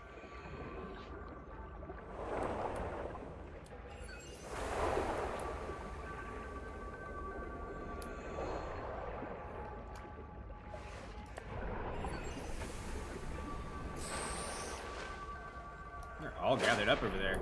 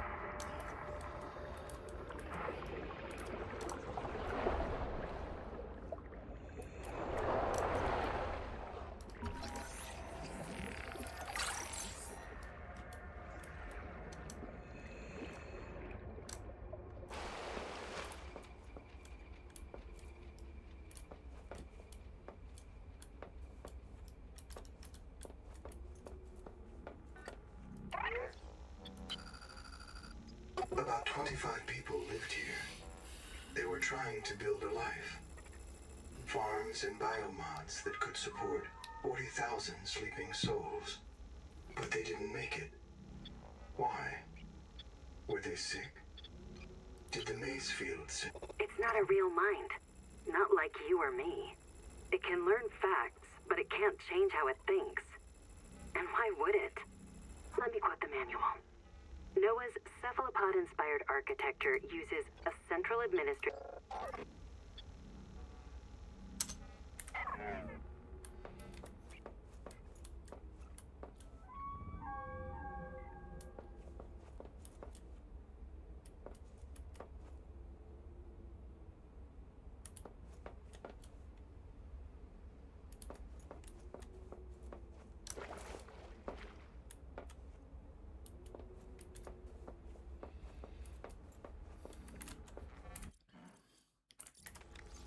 Let's see. Just need one more Wavemaker fragment.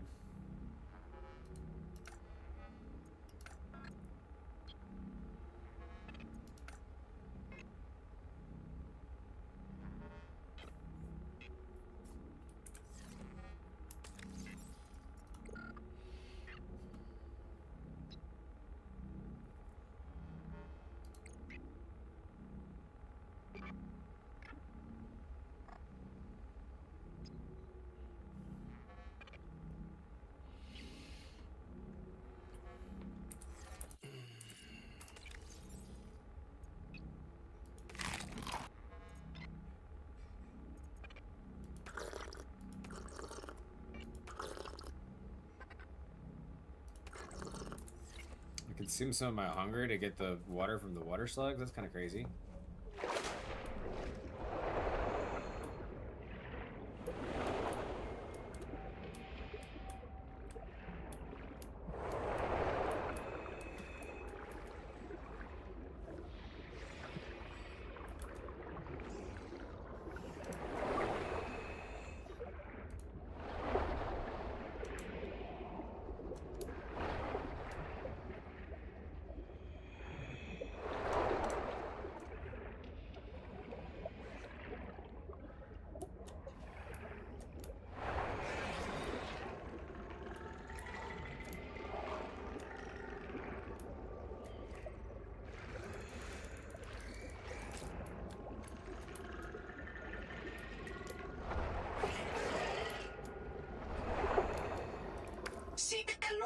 intake.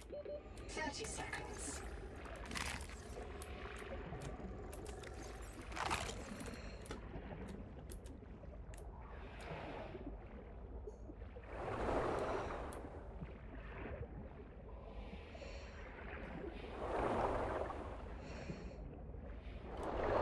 Oxygen.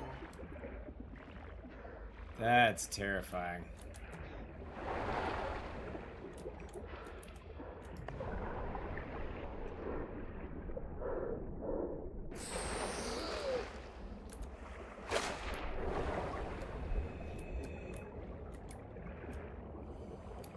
Hoo hoo hoo.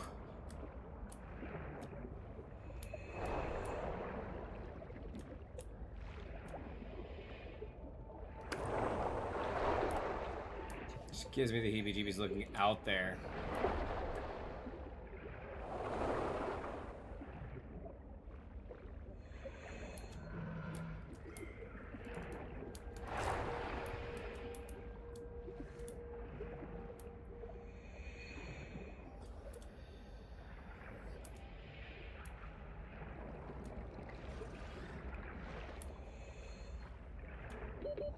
Seconds.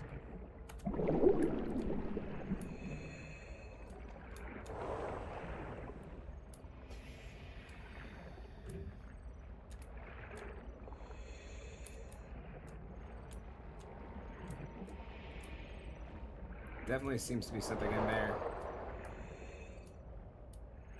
Hear it. 30 seconds.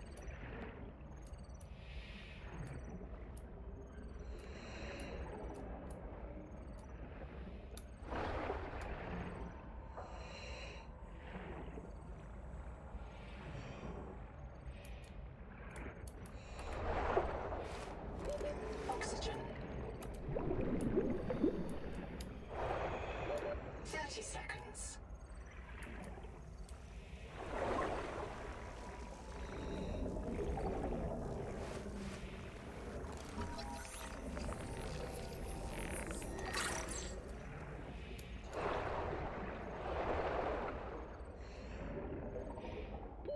Oxygen. I don't know.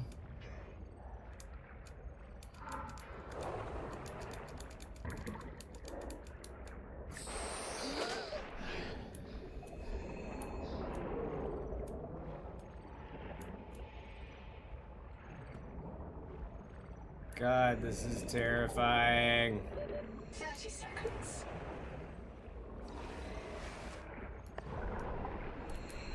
God damn it.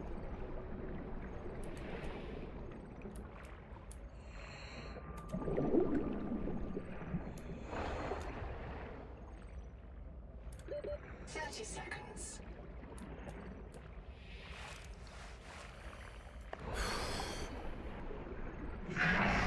God damn it. Fucking, what is that?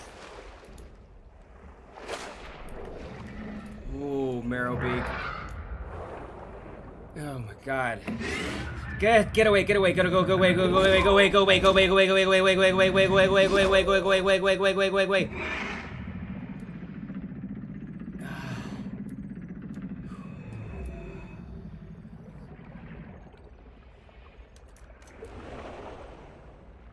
Can we just not?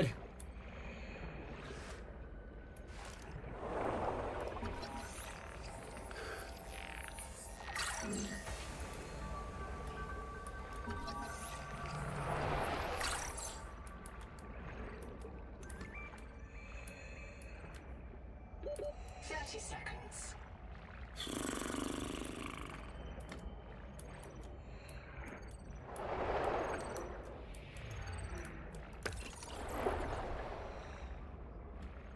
Bro. No fucking way.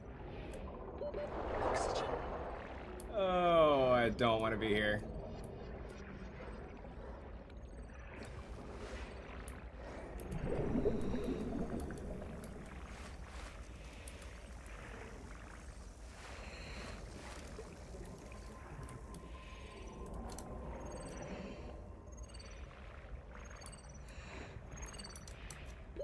Oxygen.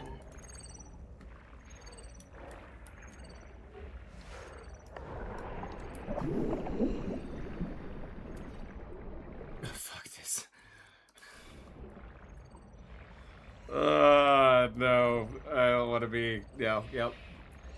Whoo. Oxygen.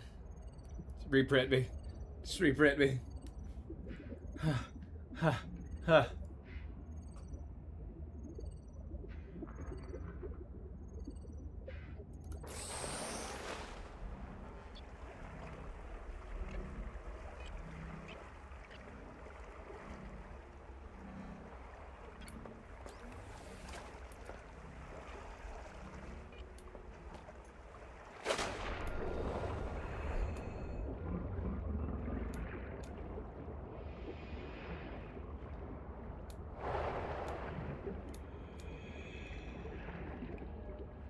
Welcome aboard.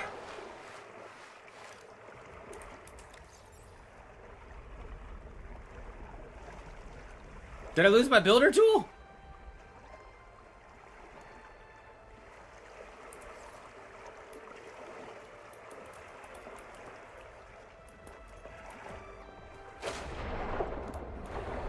Welcome aboard.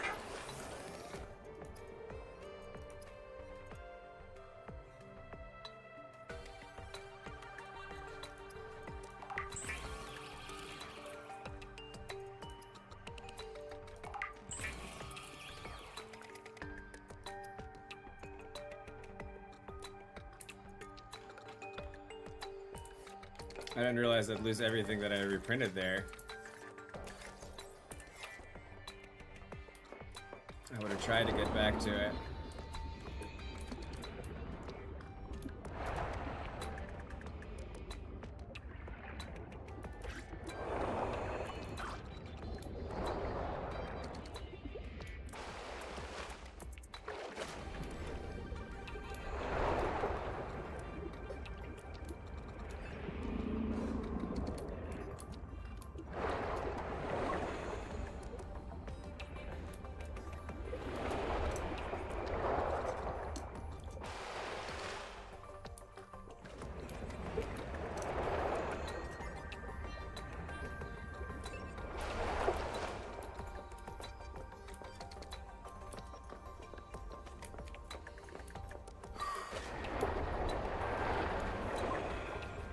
All right.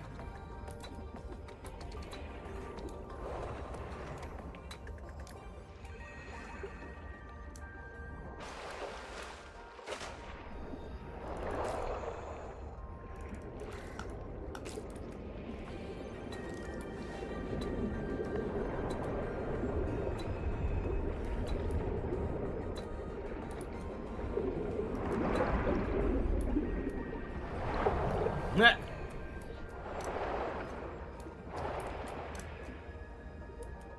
Welcome aboard. Welcome aboard. Well, I can't build shit until I get a builder tool.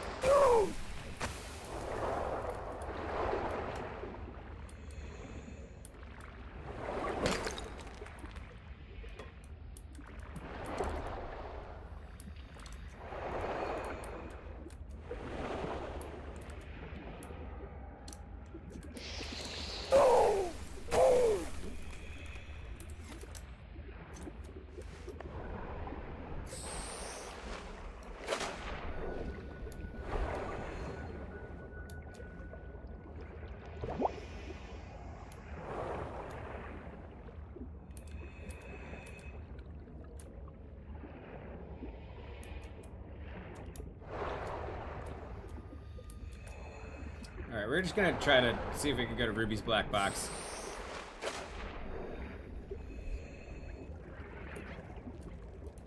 We've got to learn that we got to make it back to camp. We can't just check it out.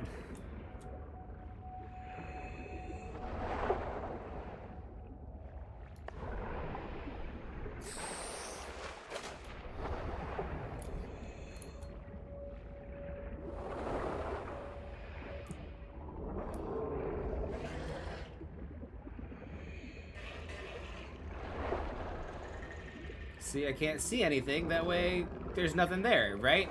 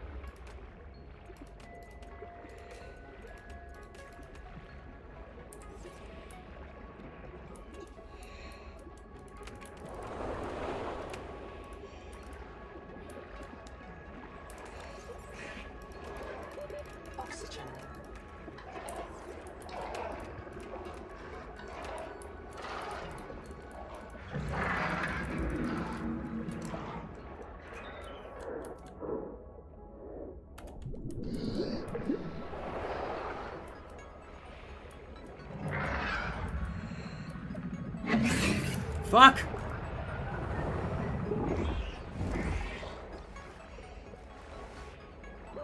Oxygen.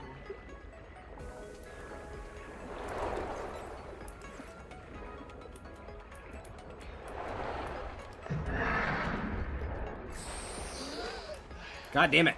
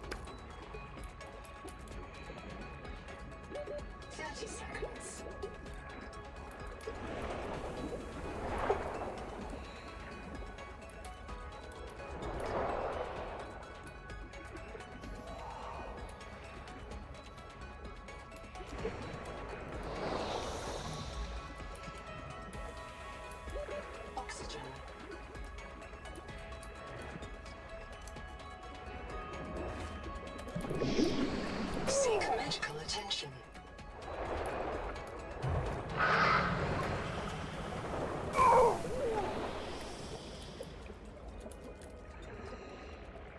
Oh my god. Oxygen.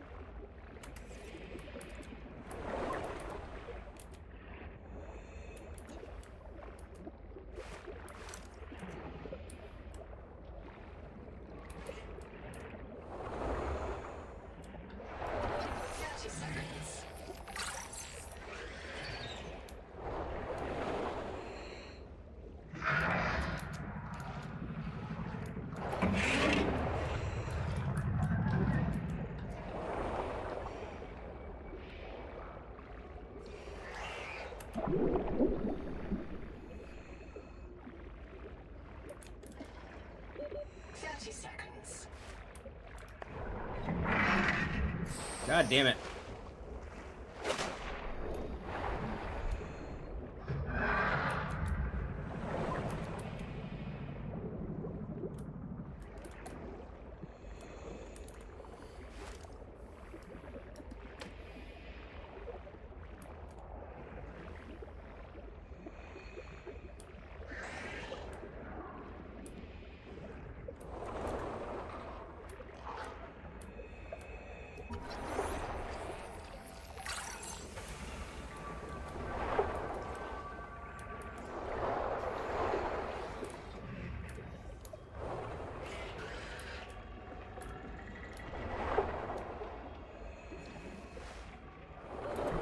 Seconds.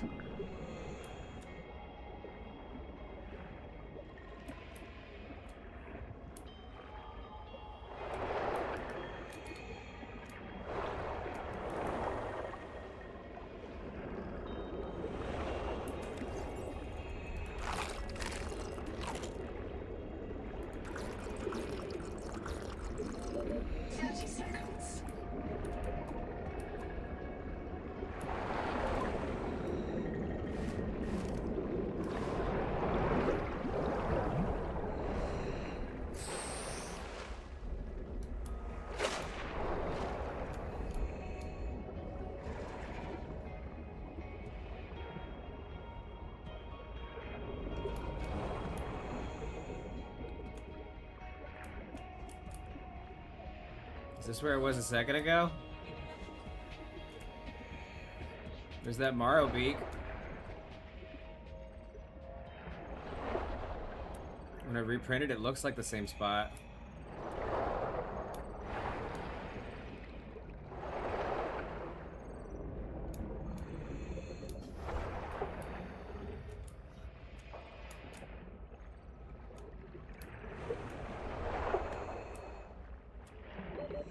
Seconds.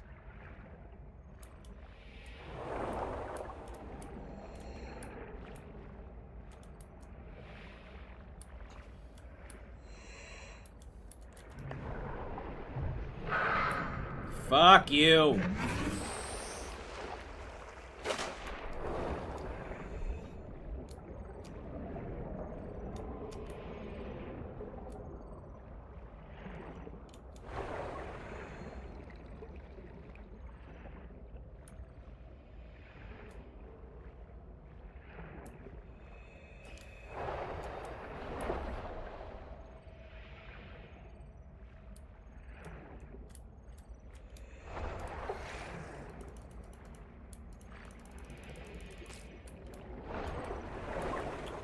Oh my goodness.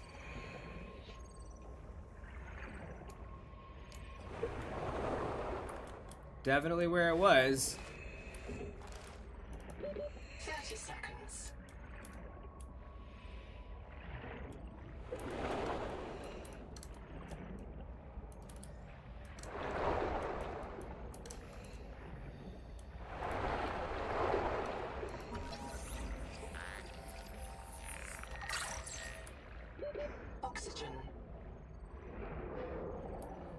we getting to nighttime again? I'm gonna go back to the base before we get too far from that.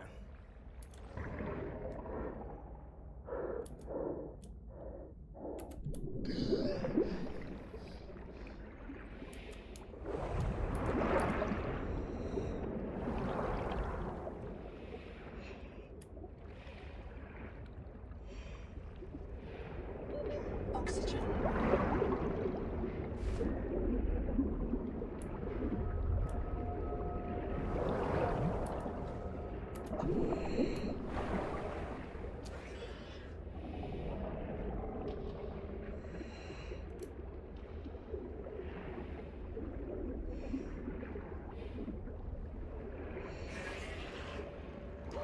Oxygen.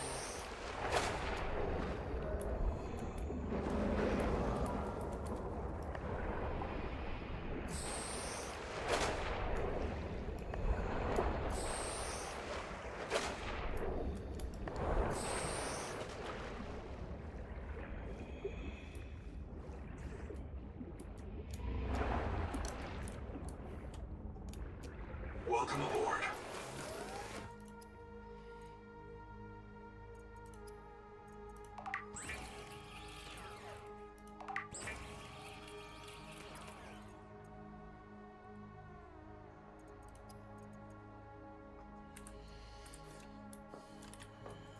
Where are the quartz?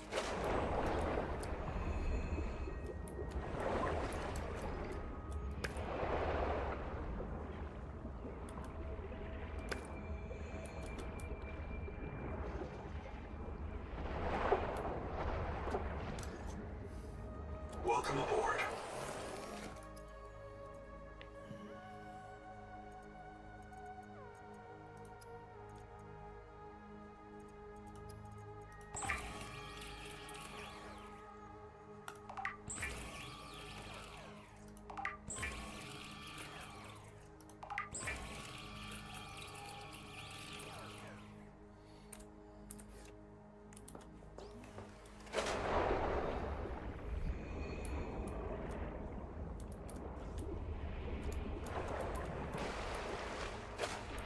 Welcome aboard.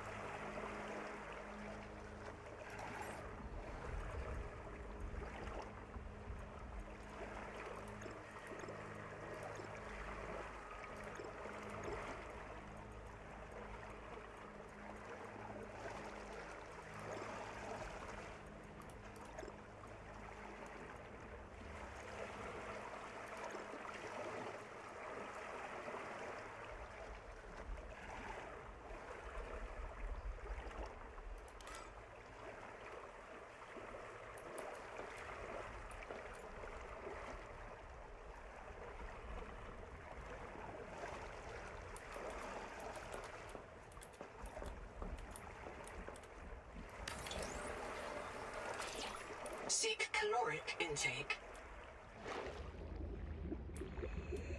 Cool.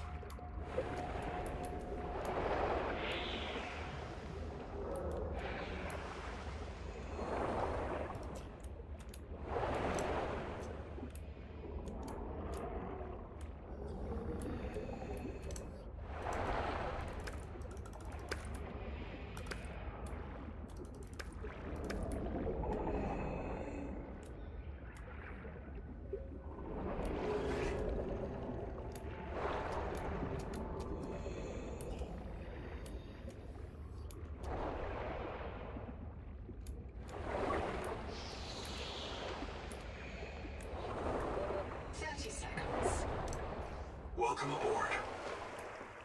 Welcome aboard.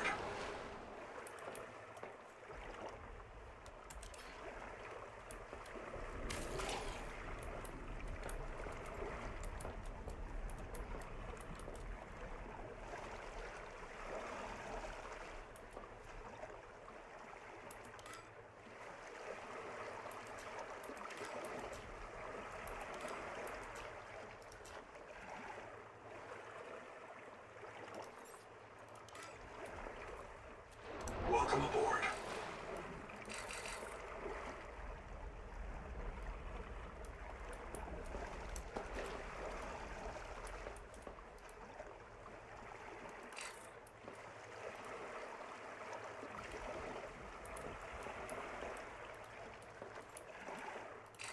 Welcome aboard. Welcome aboard.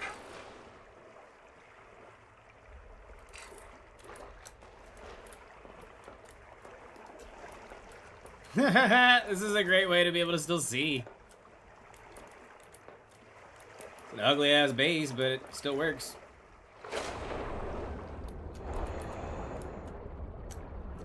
Welcome aboard.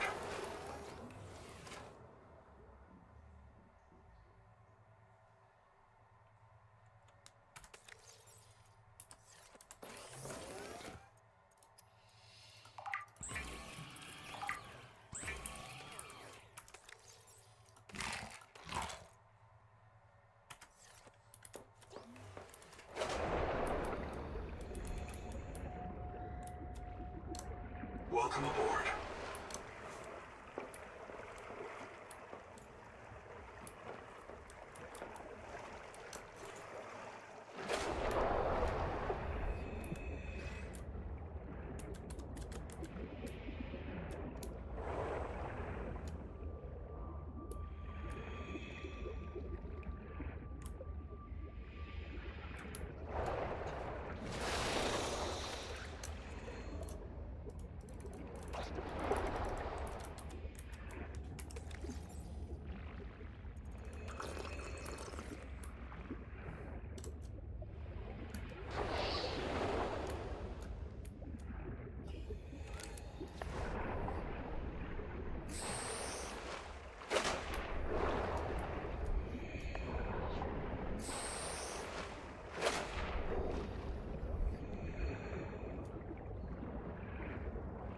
Welcome aboard.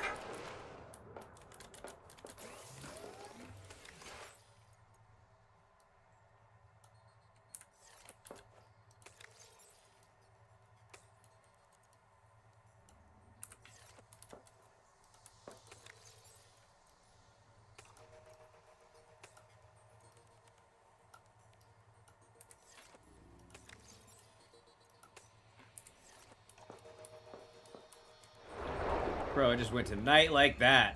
Welcome aboard.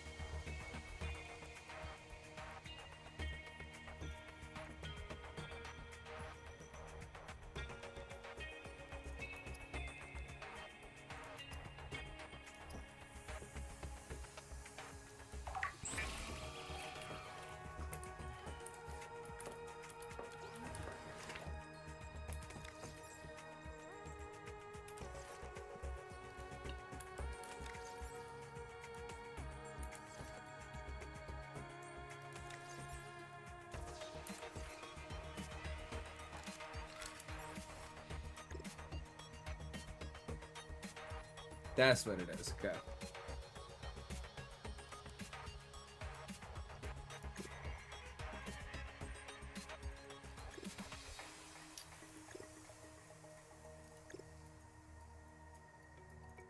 No, it's not for any of these. What was I doing it for?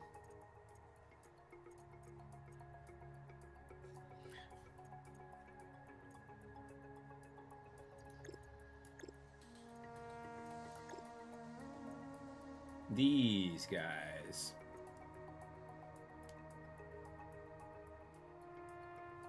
Okay. So for a biobed, though.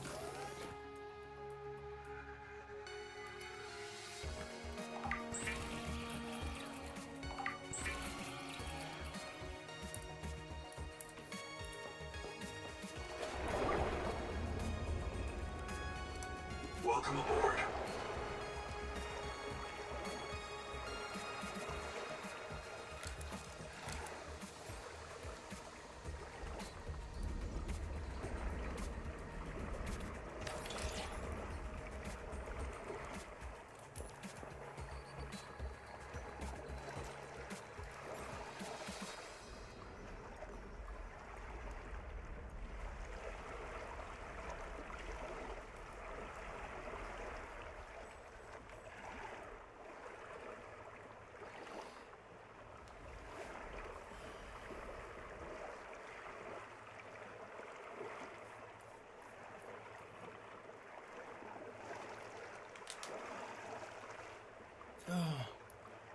Right.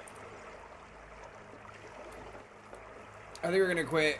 Take a quick be right back. But don't go anywhere, guys. We'll be right back with more Subnautica.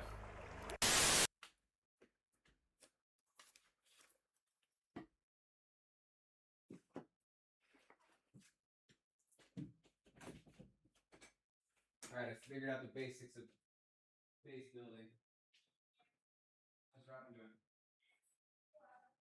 Sure again?